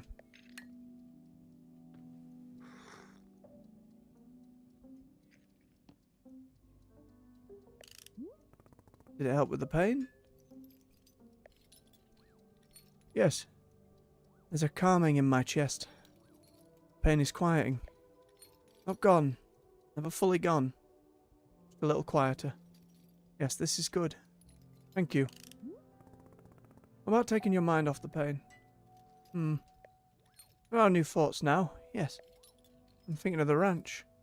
As a child. Trips in the winter. I've not thought of this place in many years. Yes, I'm glad for the distracting thought. Thank you. This is good. I'm glad to have it. It's a cup of tea. I must do something in exchange. I'll make you something as a gift for the tea. A wind chime. Yes, I will build a wind chime for your shop. That's very kind. Is this acceptable? Yes. Okay, we'll take a moment. I will return. Where are you putting that mug, though?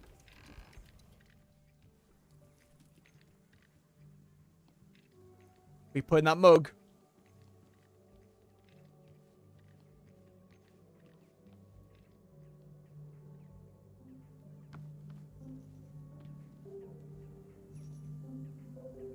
Gonna...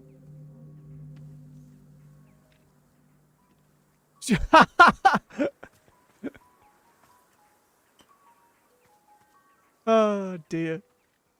The magic of game design. Hello. I've done it. I've built the wind chime. It is there now. It is good. Thanks. Yes. Thank you. Yes, I'm well aware, Ren. I will have your tea in a moment. Fruit flavour that brings to mind passion.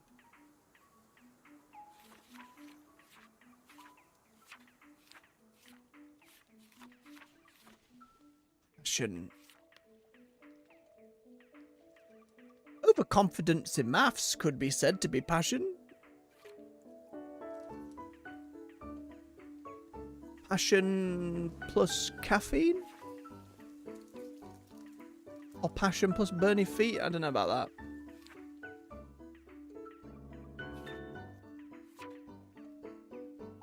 I think an Azzy fruit and a whaling fruit, probably. as he needs free pink. I'll be with you in a moment, bub. I'm getting there. Alright? I'm getting there.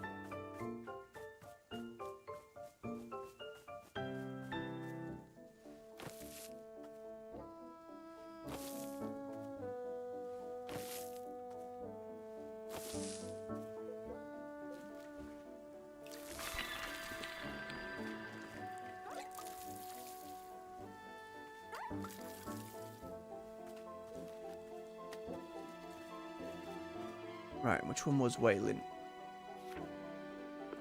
Do I have any? I do. So an Azzy and a whaling. Let's see how we go. I need to try the other tea I've got in there as well. Oh, hello again. I must leave now. Thank you for the tea. Yes, it was good. Yes. Okay. Bye. Farewell. And safe travels. Hang on, Burrow. Before I make this one, me and you need to have a drink or whatever this one is. Or it's wasted.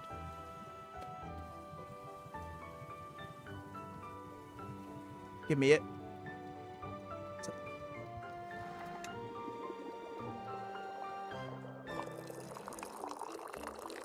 Okay, one for Burrow first. It's been a while since I've given him a decent brew.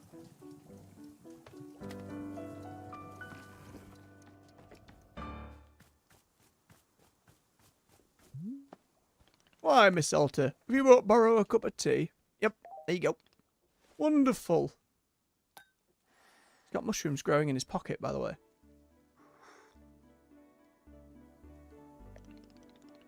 Whiteberry tea, one of Burrow's absolute favourites.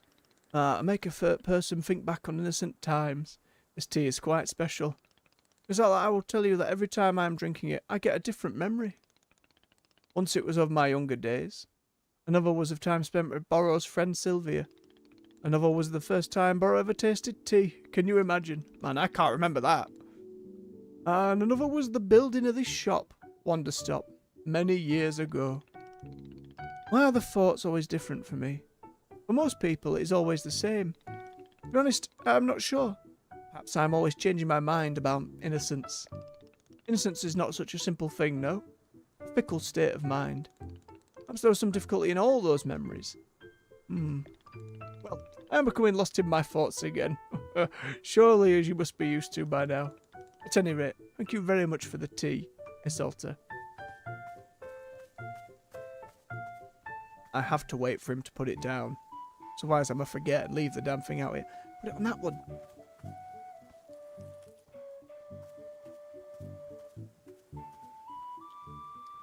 At least he's taking it inside.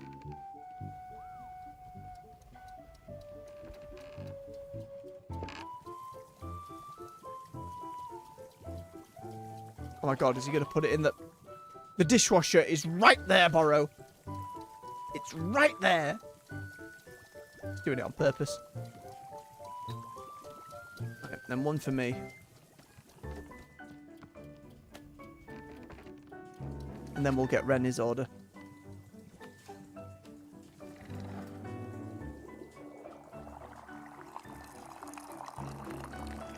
As well drain the rest of it.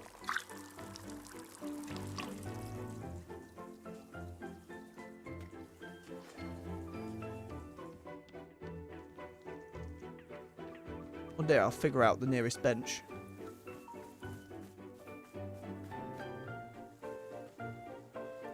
The bench has changed too, or is that just me?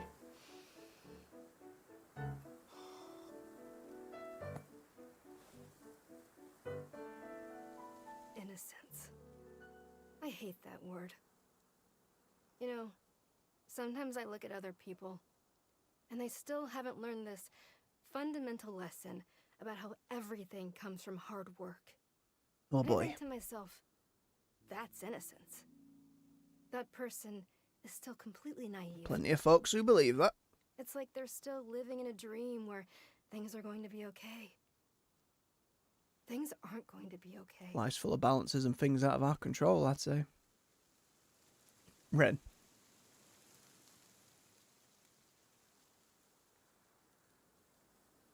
Actually, it has to be hard work.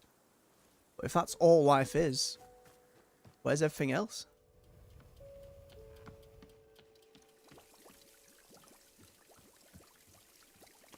calm and the enjoying the after effects thereof, I suppose.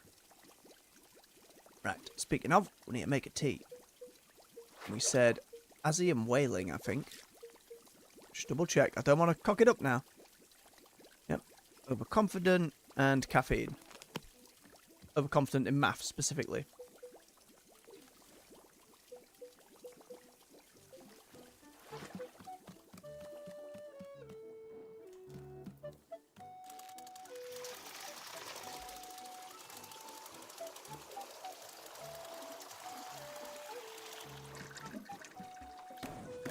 I think whatever memories me and Borrow get depends on what fruit we put in first. So I'm going to put in the Wailing first, after the teabag, of course.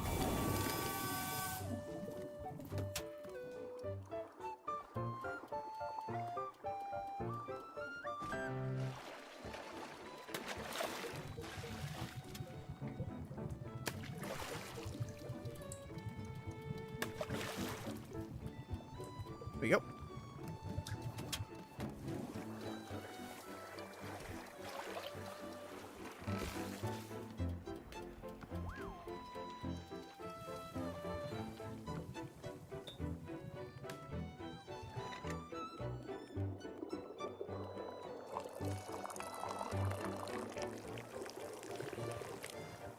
I mean, from the look of it, it should give him some passion. It looks like a passionate colour.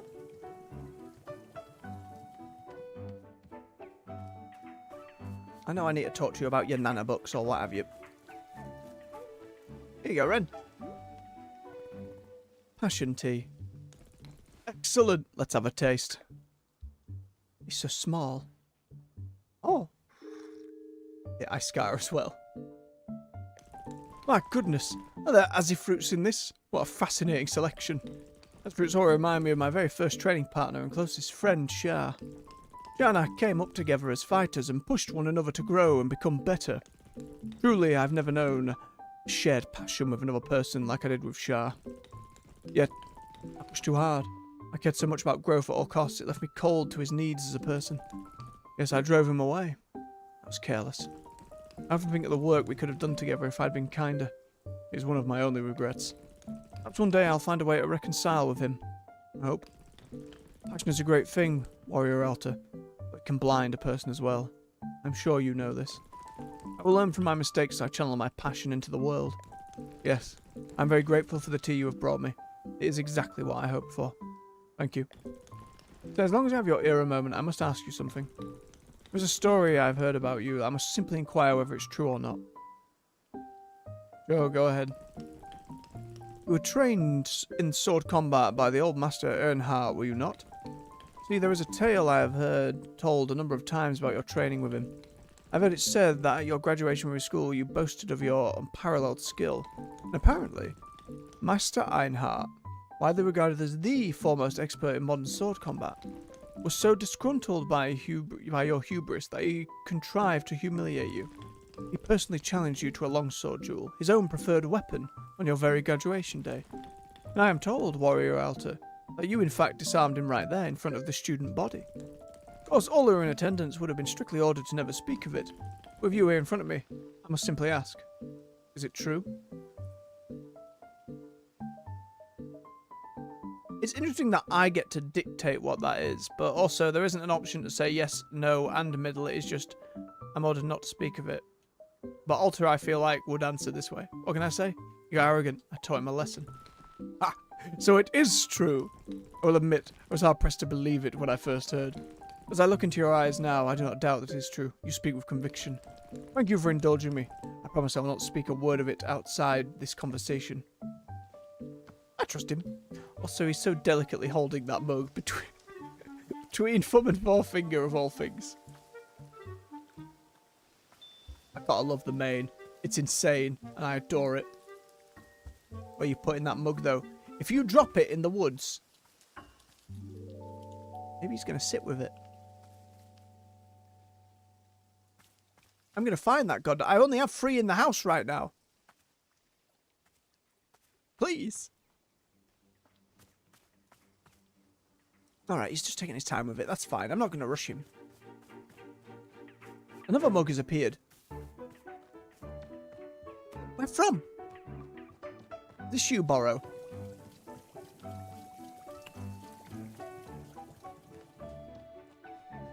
Alright, Nana. Oh, she's changed items. Ah, here comes the sucker now. Okay. I looked over the garbage you gave me, and guess what? I got a bargain. It's not trash at all. It's an antique. These babies sell for an unthinkable amount on the grey market. You know, I almost feel bad for you. Not quite, but almost. Sure, but you also get its curse. Ah, you think I'll fall for they give me back the trash it's cursed again? Nice try, girl. A whole generation of necromancers already tried that on me. I'd say, the whole thing has put me in a rare good mood.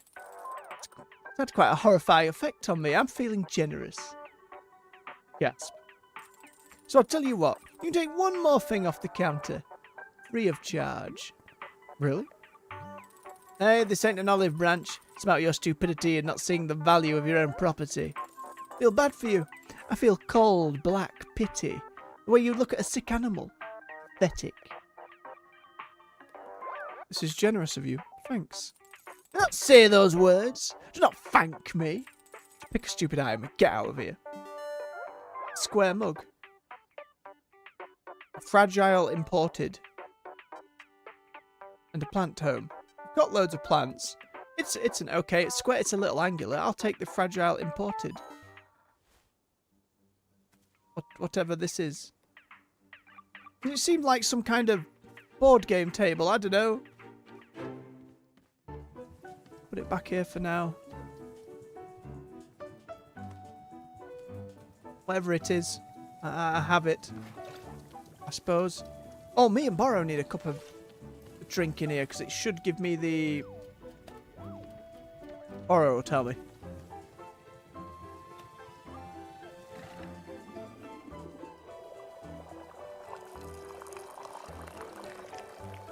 Yeah, it should be the wailing fruit and not the Azzy that comes through. If I'm right.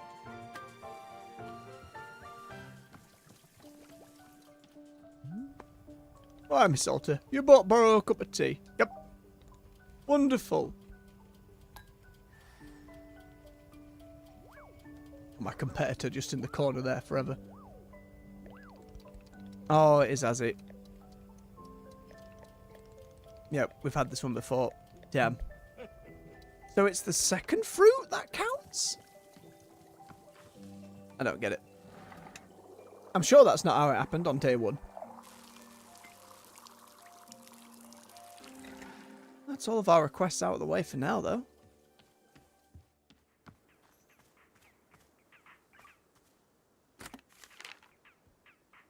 I want to go and do some tidying up then. All these empty pots all over the place. No idea what to put in any of them. Gotta look for more weeds and things first.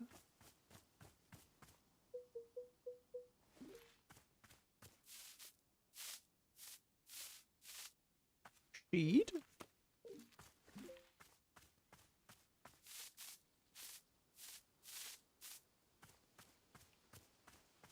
I'll grab some more tea leaves while I'm out here.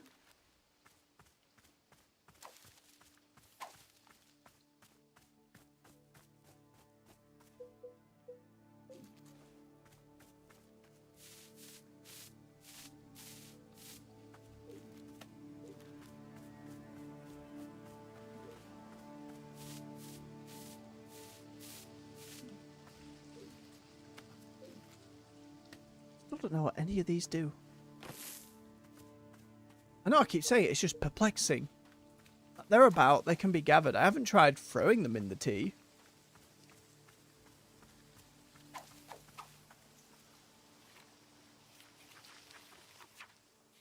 Wasn't anything in the book about mushrooms.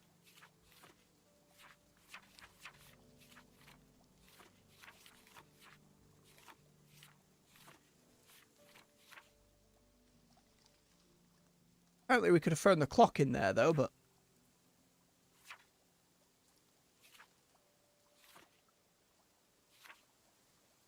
nothing to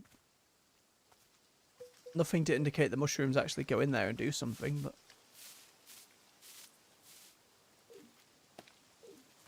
mean, I could just try and chuck them in, but that doesn't seem wise. Maybe another transition or another specific character will come and let me know. Kind of thing.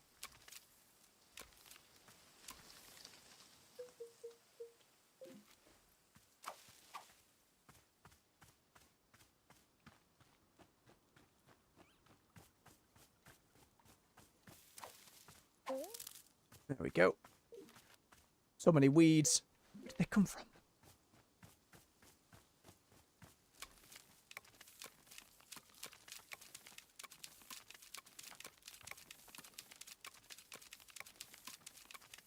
Funky looking mug, yet again. Think about the 3D artist having to model all these different mugs. How much research into many, many kinds of mugs.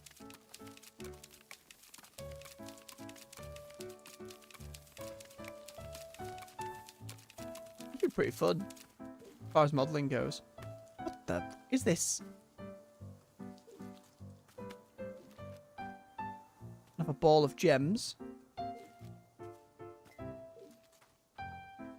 Let's get these washed up. Oh, hey, Ren. Give me a sec. I just need to get these cups washed. I'll be right with you.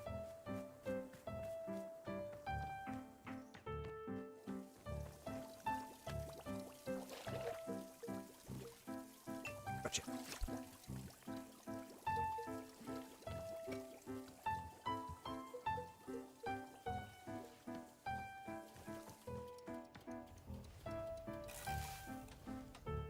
Where is it? What's up? Oh, my goodness. How are you doing? Quite well, thank you, in fact. I was just thinking I would make a request. You ever heard of silver moonlight tea? It's a variety that I drank once with the Viridian monks. The taste of it brought my tongue near to bursting. It was a blisteringly potent drink. Yet when the feeling subsided, I experienced a tremendous oneness with myself and the world around me. I do not often wish for it, but at this moment I find myself desiring a cup. Perhaps all this talk of passion has stoked my adventurous side. Sure, how do you make it? The monks placed 1 mistberry, 1 chip, 1 pelmelon, and a mushroom. Mistberry, chip, pelmelon. Hang on. I can write this down somewhere.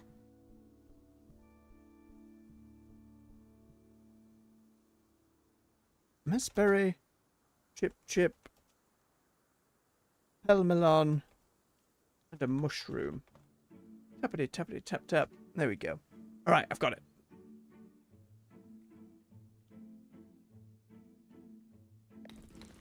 Dried tea leaves, of course. Is that too much to ask? Raspberry, chip, pelmelon, mushroom. Got it. Thank you, Warrior Elter. I wonder if that's actually just put in my request and I didn't need to bother. God damn it. Thank you, game. Very kind.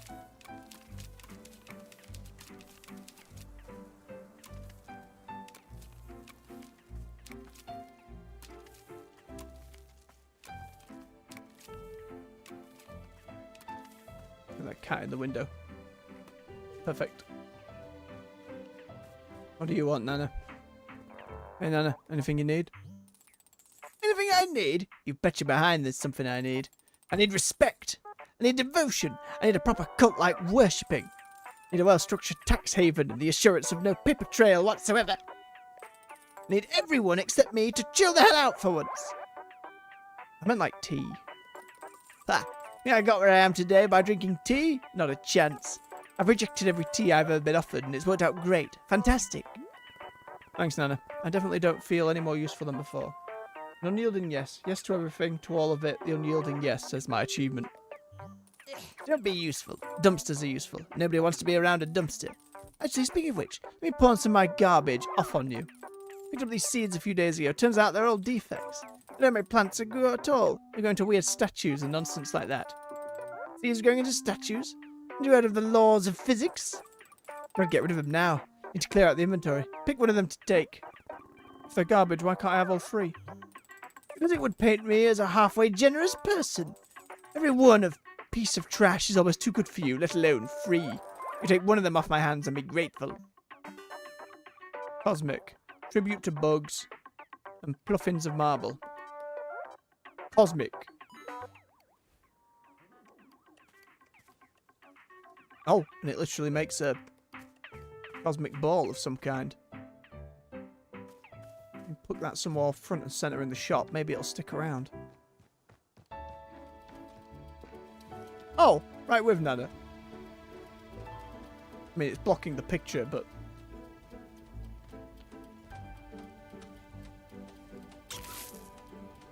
Whoa. Wild. Hey, Borrow. Hello, miss. Bro was having a thought, if you might indulge me.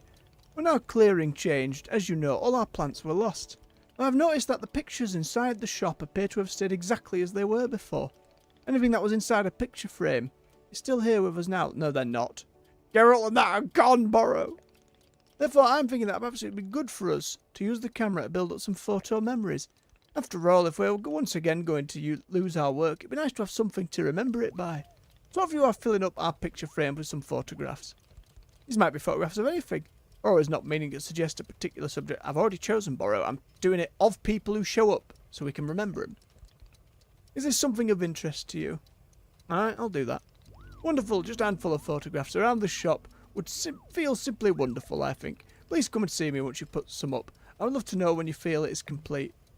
I mean, it's not complete, but I've put some up. Hello, miss. Something I can be assisting with. Oh, satisfactory numbers, but we are going to have to let you go. Says an achievement pop up. Put photos in the frames. Oh, that is wonderful to hear. I'm certain we'll be very glad to look back on these memories at some point in the future, yes. In fact, why don't I give you one of my own favourite memories? What's it this time, Borrow? This is Borrow's favourite photo of himself. I was attempting a lovely little self-portrait, but a sneeze caught me right as I was pressing the button. The result is immortalised here. Perhaps we'll find a good little spot on our walls for it. I already have a...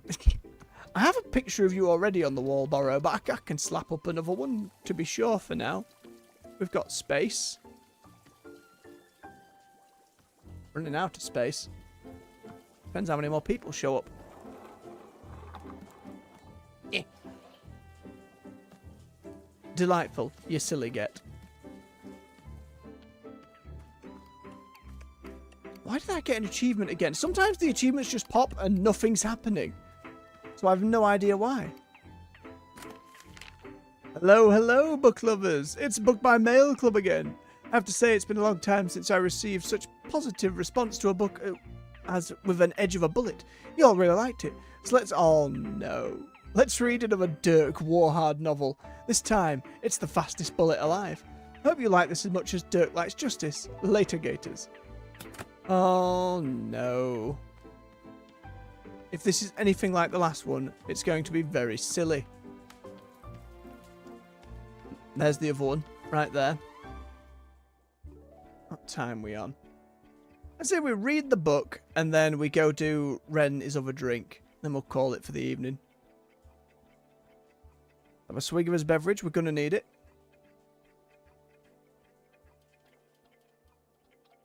By D.B. Steele, The Fastest Bullet Alive. A Dirk Warhard novel. The location, outer space. The mission, Dirk Warhard going to outer space. The man, Dirk Warhard. Dirk Warhard knew only one thing about outer space. Anything you kill in space stays there for good. He couldn't remember where he'd learned this piece of information, but it was about to save his life. 2 days ago, he had boarded a spaceship bound for the Global Alliance space station. Most field agents required extensive training to prepare for a mission to space, but Dirk Warhard was no ordinary agent. He'd completed the 3-week training program in a mere 6 hours, taught himself physics in order to build his own spaceship, and most importantly, he could hold his breath for up to 30 minutes at a time. Good God! This last point was important, because Dirk Warhard didn't trust the government-issued spacesuit he'd been given. Spacesuit. It was common knowledge that the government filled their spacesuits with government air, the type of air subsidised by the government for public use, and so it had inevitably been breathed by all manner of degenerates such as actors and theatre performers and improv comedians. Wow, there's some pointed remarks from Dirk Warhard here.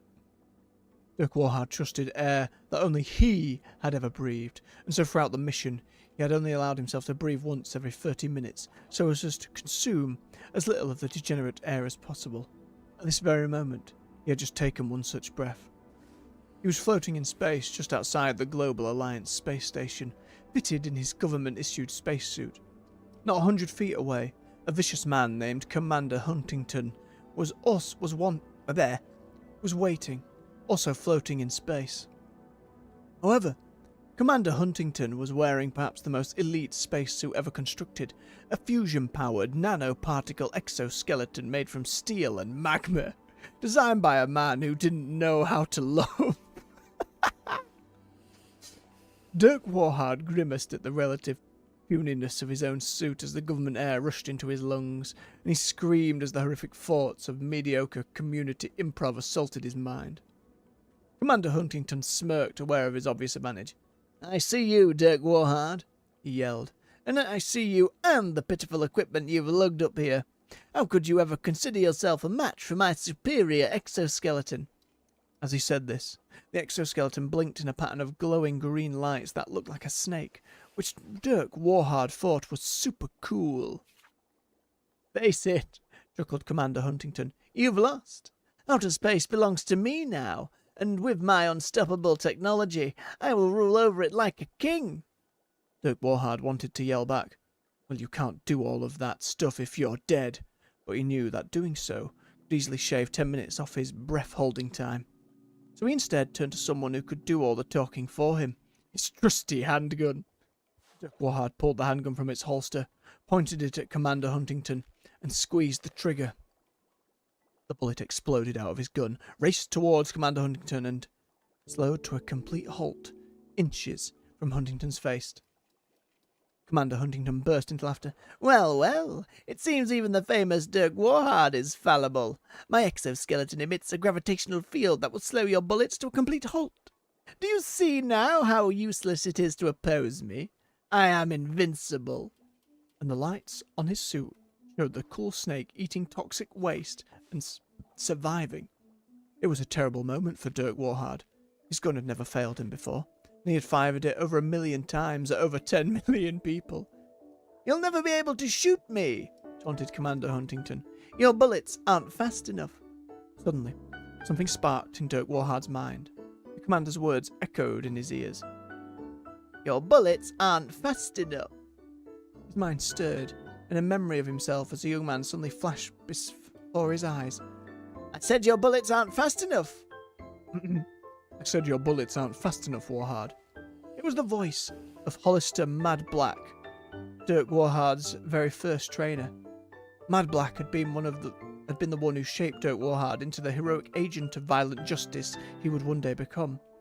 Mad Black was a brutal teacher, unrelenting in his methods, and incredibly specific in his background knowledge of your insecurities. And on this particular day, Dirk Warhard had spent all afternoon at the firing range while Mad Black berated him.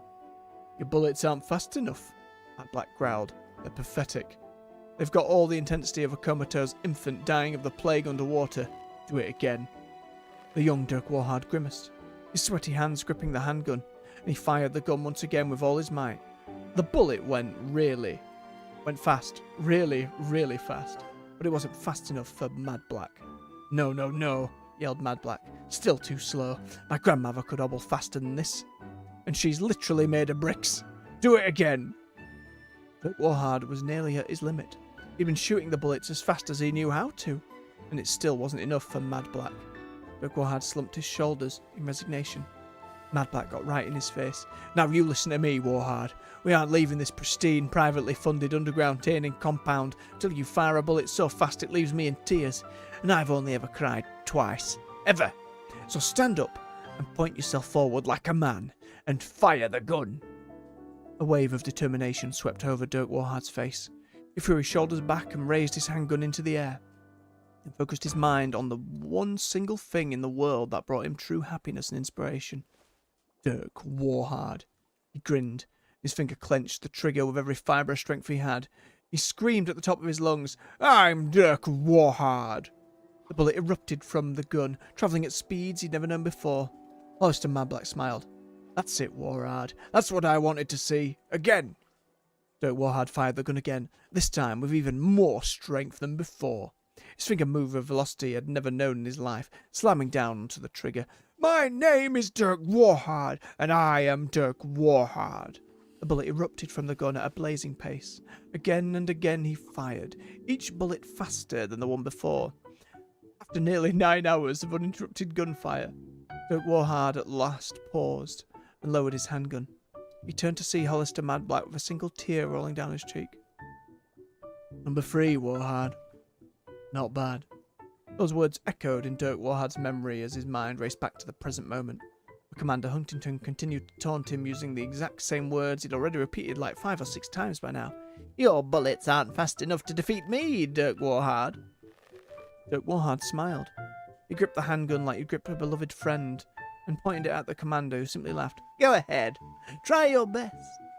Dirk Warhard closed his eyes and thought deeply about the one thing in this world that he truly loved, the source of all his inspiration, the only man whose air he'd willingly breathe, the only family member who had never sold his personal information to a country we were at war with. Dirk Warhard. A warmth filled him from within, circling his body before travelling downward into his finger. It was as though his finger was moving all on its own, unencumbered by any burden of life or physics, like a being of pure light travelling in an imperfect world. His finger squeezed the trigger with more strength, more velocity, more momentum than any man alive knew was possible. Nobody had ever fired a gun like this before. Nobody. With a deafening crack, the bullet fired directly at Commander Huntington. For a split second, Huntington felt a genuine shock that he may have been outmatched. And then, nothing. No reaction at all. Commander Huntington was perfectly fine. Ah, he laughed. You missed. The famous Dirk Warhard fires the shot of a lifetime and he misses. Unbelievable. Huntington couldn't stop himself. He doubled over with laughter. But Dirk Warhard didn't seem to mind. In fact, the faintest grin danced across his face.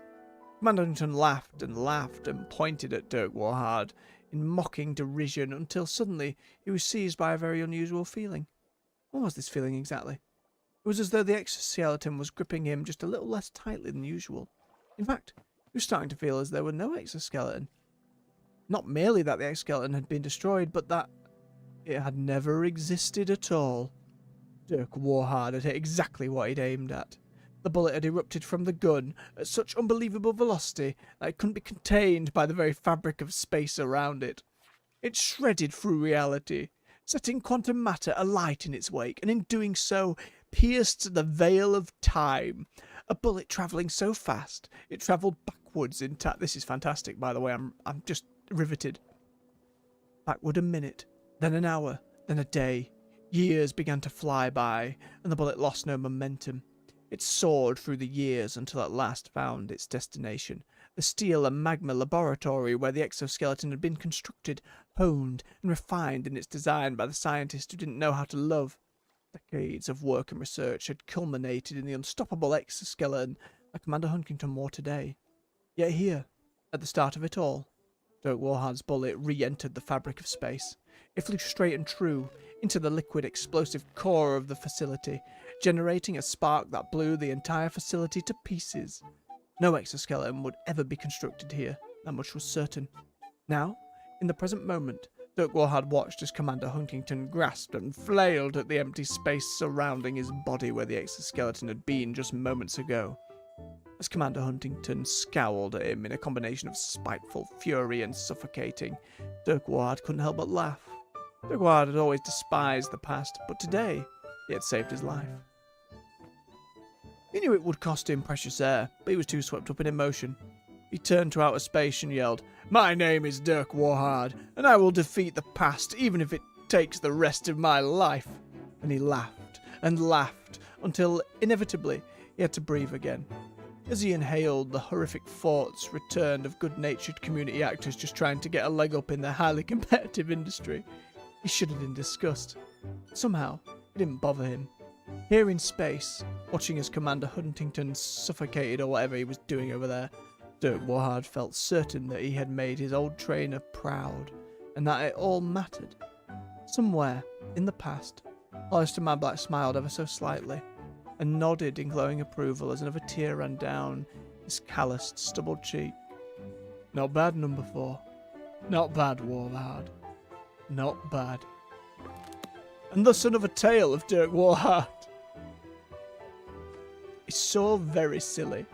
And they truly commit to it. That's what I love about it. They truly commit to it. It's not just a line. Oh, my goodness.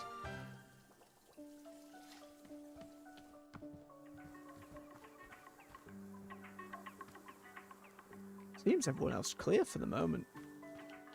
I just need to get... What I'll do before I end for the evening, I will get Ren's ingredients ready. If I haven't already got some. And I'll call it for the day and we'll give him his drink tomorrow. See what the request was again. Messberry, chipchick, pelmeril and mushroom. Suppose it could be any mushroom.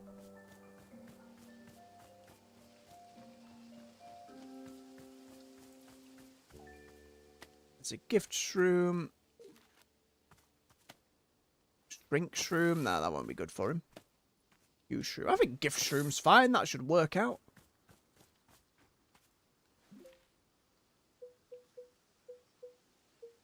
Messberry, Pel. What other one did I need? A chip.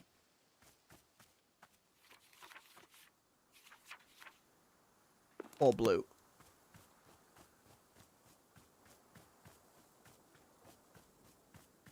Weeds. Out of me way.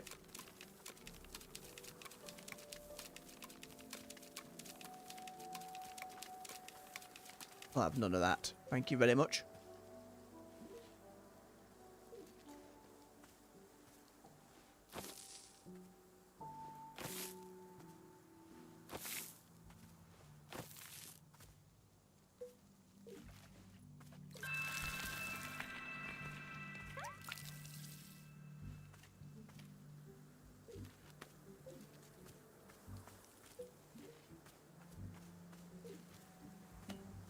Should do us. Get that bobbed in there. Where'd that other mug come from? It's just Borrow making drinks for himself.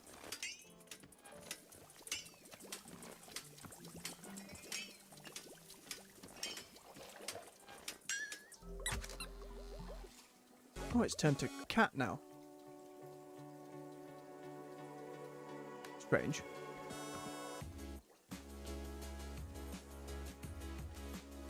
I'm gonna try cat over the cow.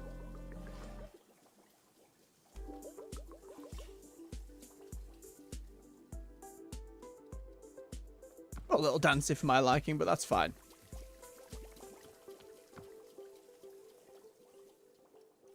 At some point, this picture of Borrow will be replaceable. Just because we're gonna run out of slots.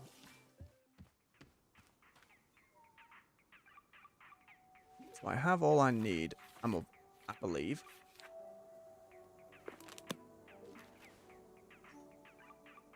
Chip, tea, pelmelon, messberry, and then the mushroom. Alright, we have all what we need to sort him out tomorrow.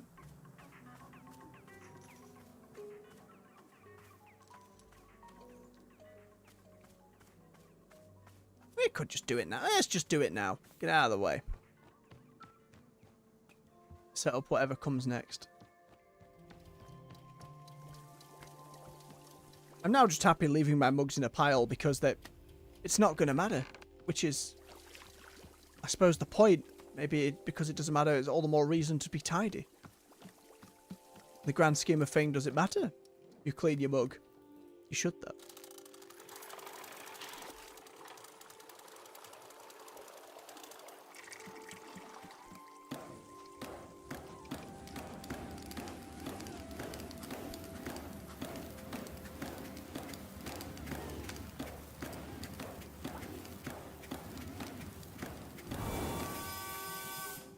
Beautiful. Okay.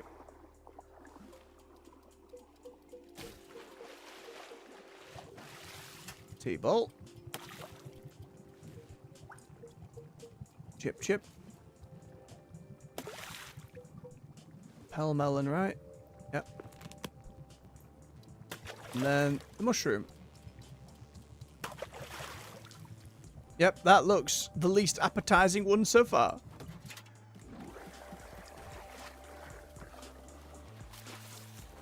I should try some myself afterwards. See what happens. Oh boy.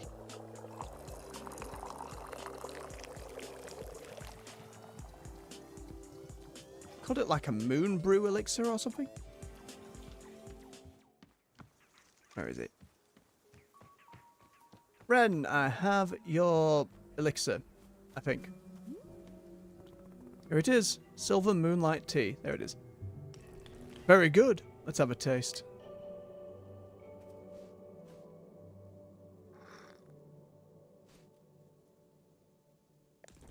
I have to say, something about the brew tastes off to me. You sure you prepared it is exactly as specified? Could you tell me the recipe again? 1 mesberry, 1 chip, 1 pell melon, and a single mushroom. I did that! I did exactly that, right?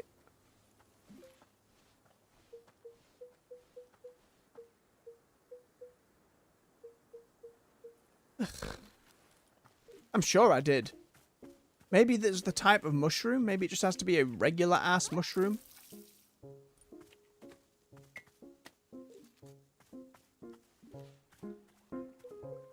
Here's my watering can.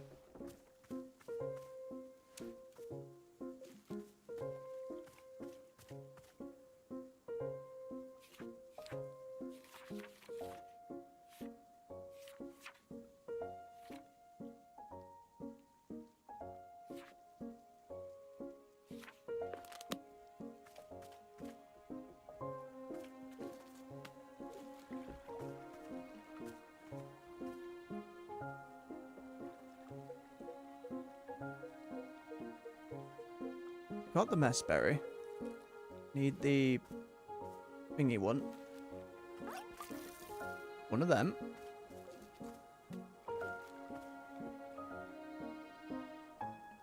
Then it was a chip, right? Yeah.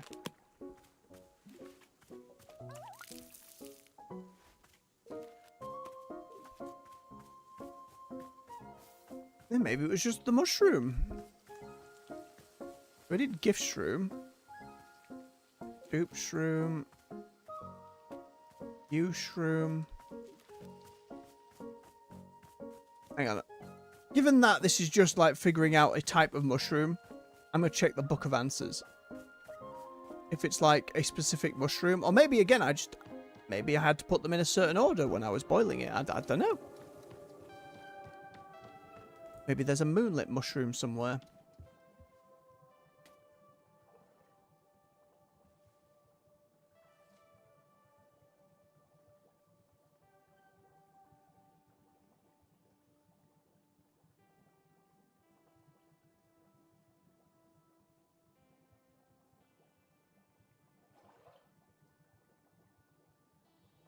Is there any mushroom? What did I do wrong?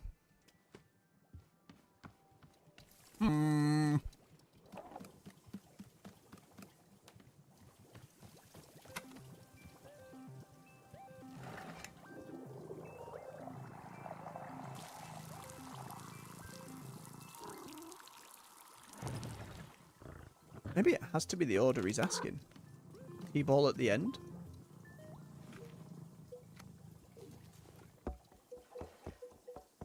No, need a goddamn T-ball.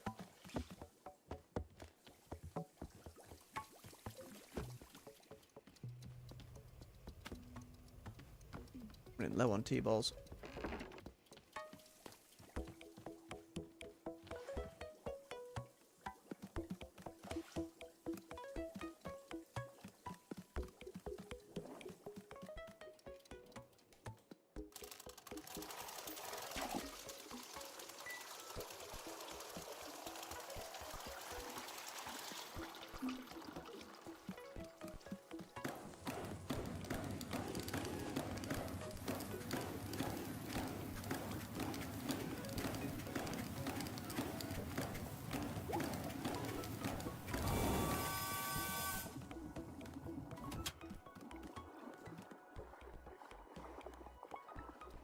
do it in that order then. So, messberry first.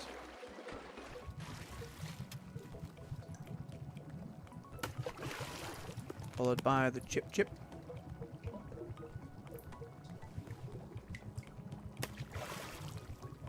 Melon.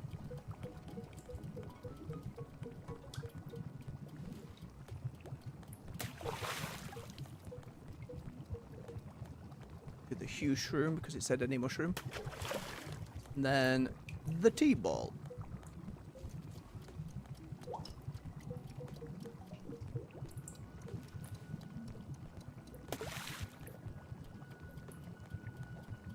That seems a different colour. Not by much.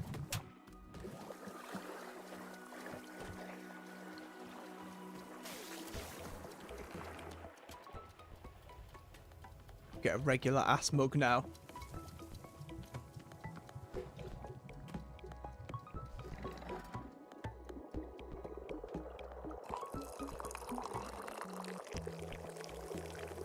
Not particularly moonlight looking, but let's see.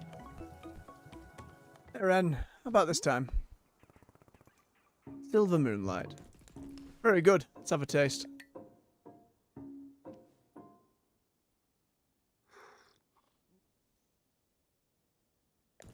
My goodness. My goodness! What an invigorating rush to the senses. Ah, well done, Warrior Elter. A cup of silver moonlight tea that would make the Viridian monks proud. Oh, truly is a sensation lying over on this planet. A tea that is not for the faint of heart. Yet already I can feel it calming me from within, alighting my truest sense of self. Ah, what a remarkable sensation. Feel alive, truly. Yeah, I was not expecting to have this particular drink today. Here's to pleasant surprises. Thank you. You're welcome. I guess me and Borrow need to have some of that before we end for the day. I don't know if it'll work or not, but we might as well try.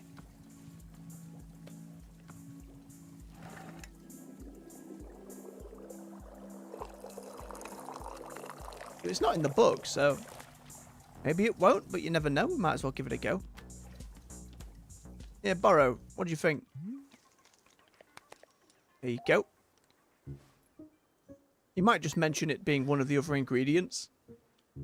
There's a mushroom in here, Miss Alt. Oh my goodness. Oh, there is dialogue. Is this silver moonlight tea? Miss Alt, what a potent drink to be handing someone. This is truly being the stuff of nightmares. What do you mean? Miss, I'll be quite honest with you. Burrow feels absolutely terrible right now. Sometimes I am enjoying a bad tasting drink simply for the experience of trying something new. Who doesn't? But this, being on another level entirely. Not fun or interesting at all. No, no, no. For some, this tea is sort of a rite of passage. They must drink it to be in the cool oh no. Well, Miss Oliver, if you're asking me, no group that cool would do this to its members. Well then, the burning in Borrow's face is slowly starting to die down. Isn't that lovely? Let us hope it is quite some time for I'm drinking silver moonlight tea again. Huh. And suddenly, the context of all of that has just changed. Fascinating. I've got to try it myself. I've got to see what Alta says. Give me that ridiculous flower mug.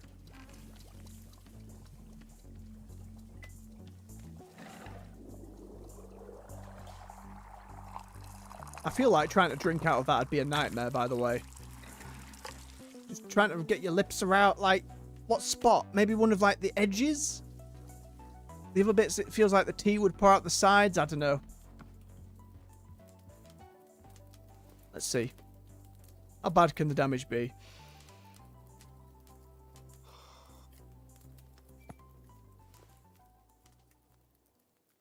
Oh my god. What the hell is this? My entire face is on fire. It's almost like I'm gonna vomit. Hang on. Hang on. Ooh, I can't think clearly. My whole brain is like I'm being swallowed by a... Wow. Okay. Ooh, I think it's starting to calm down now. Oh my god. For the love of all that's holy, what on earth did I just drink? Okay, so when do I get the feeling of being centered and calm? No, clearly not right now. I don't feel anything yet, just terrible. Ugh. Red was full of Is shit. the calmness on its way? Hello? Nothing? I don't feel anything. Just burny face and Well, bad I feel like taste. magma got poured down my throat. Other than that, I feel nothing. I wonder if we can go talk to him about it. What a bunch of nonsense. Yeah, he's out there. The irony of that moment, of him just walking by. Well, I wonder if that put it in the book at all.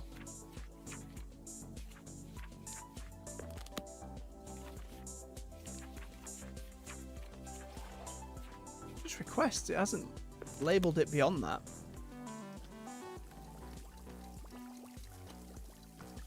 Ren, you piece of shit. Me and Borrow both had a taste. You're full of it, mate. Warrior Altar. A thought has just occurred to me now. I've had a bit of time to rest and to recover, and I'm feeling wonderfully restored. Please won't you spar with me a bit? You would do me an incredible honour. In fact, there's a new form of approach that I've been developing, which I wish to show you. To think I would get to share my techniques with a great warrior Altar I could not have dreamed. What do you say? Right here in the clearing would just be fine. Yeah, okay, let's... I feel like she'd push herself even if she wasn't able to. Excellent, this is fantastic news. I believe I saw a spot over in the field that would be perfect for us. I'll go and meet you there.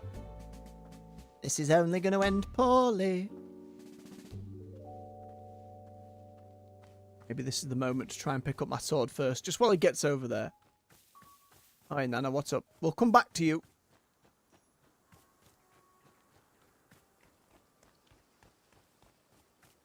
Oh, more mushrooms have just appeared. Oh wait, these were those fancy ones that did something if I put something in the centre, right? What?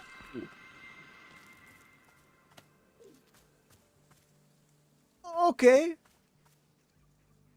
Cool. I have one of those now. You make no sense, game, but but that's fine.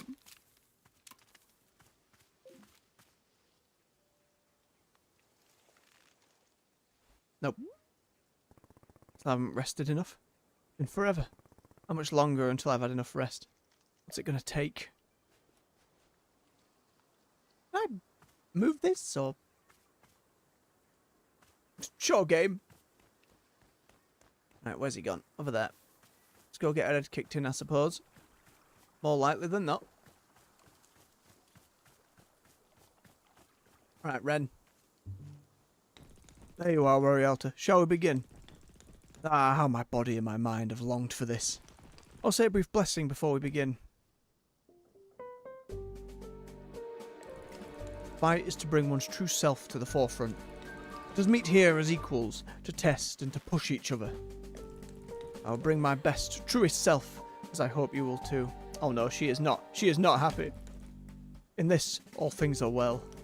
Okay, I am ready now. How would you like to begin? Shall we warm up with some stance training?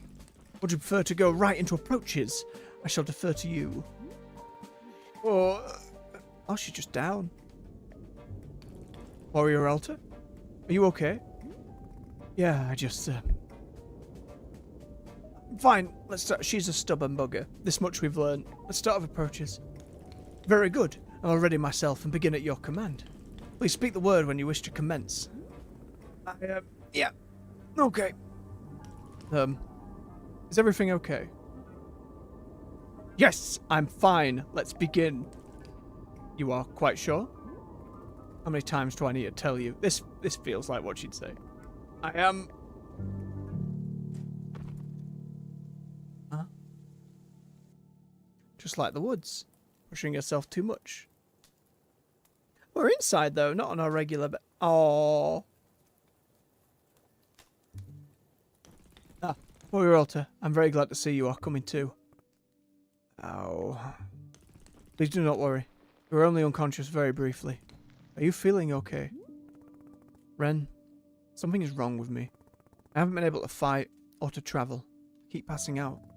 I haven't even been able to carry my sword. That's why it's sitting over there, on the tree stump. I want to spar with you. So badly. I can't. My body just won't let me. What is the reason for this malady? What caused it to happen? I don't know. It just started happening. I don't know why. I feel so weak. I feel pathetic. Alta, you are too modest. Say that you are weak. I can see an undeniable passion in your eyes. Fire in your heart. It is indomitable, no matter these current circumstances. No, there is simply a misunderstanding. Your heart is testing you. You must be brave. Oh, my heart has nothing to do with it, Ren. I literally can't lift my sword out of the ground. Do you understand what I'm saying? Yes, I understand. A tremendous setback has crossed your path. But our setbacks define us. We are our true selves when we are being tested. This is a test of your determination, of your will. You must not give up, no matter the cost. There are pros and cons to it. Please do not give up on the warrior spirit. But... and what if I'm never able to fight again? Never be able to fight again? Warrior Alta, this is absurd. No person I have ever known is as fit to be a fighter as you. It's in your blood. If you succumb to such unfounded fears, it would be a great disservice to yourself and to the world. Oh. No. Please cast these thoughts from your mind. Send them as far away as possible. But I need to figure out what's wrong with me first. I'm in no condition for combat right now. Warrior Alta, you and I are as brethren to one another. We are in this together. I promise I'll fight by your side until we have cured whatever ails. Aww. You make me cry. Allow me to meditate on this. I'll come back to you when I have a proposal. Thanks. That was a really sweet moment. I'm glad, actually, I think stuck within character to push for it.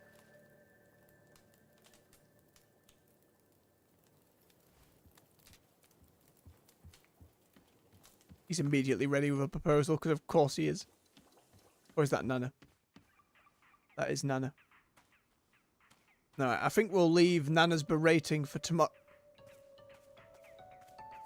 2 pictures and a doll of herself. Goodness me. I think for today, though, we will call that there. I'm fascinated by this game, and I'm so curious how many things have been missed, how many conversations lead in other directions. I don't know how much is the illusion of choice and how much actually happens. It's what I always find fascinating about games like this, like the Stanley Parable before it. It's the possibility there. Even once the illusion's broken, it's so cool to me. Ah, we'll come back and make some more tea tomorrow, I think. Indeed, Alta. So with that said, I will say thank you very much for watching. If you've enjoyed yourselves, don't forget to hit that like button. Help push the video through the algorithm so more folks can We're going to ignore the small bat person that's just walked in. Not even a real bat person, just someone in cosplay. We're going to hold it there. Help them push the video through the algorithm so more folks can come hang out, play some games with us. Subscribe for more content right here on the channel. On the weekdays, we're here at 9 AM GMT World of Warcraft, and between 4 and 6 in the evenings, we stream other games. I know my schedule's been a little higgledy-piggledy of late. My apologies for that. Try and keep it as consistent as I can, but such as things are at the moment. You can find playlists for all the other games we've already covered right here on the channel to binge to your heart's content. There's a lot there to watch through. If you feel the need, enjoy my company, feel free. So until next time, folks, much love, take care, and bye-bye.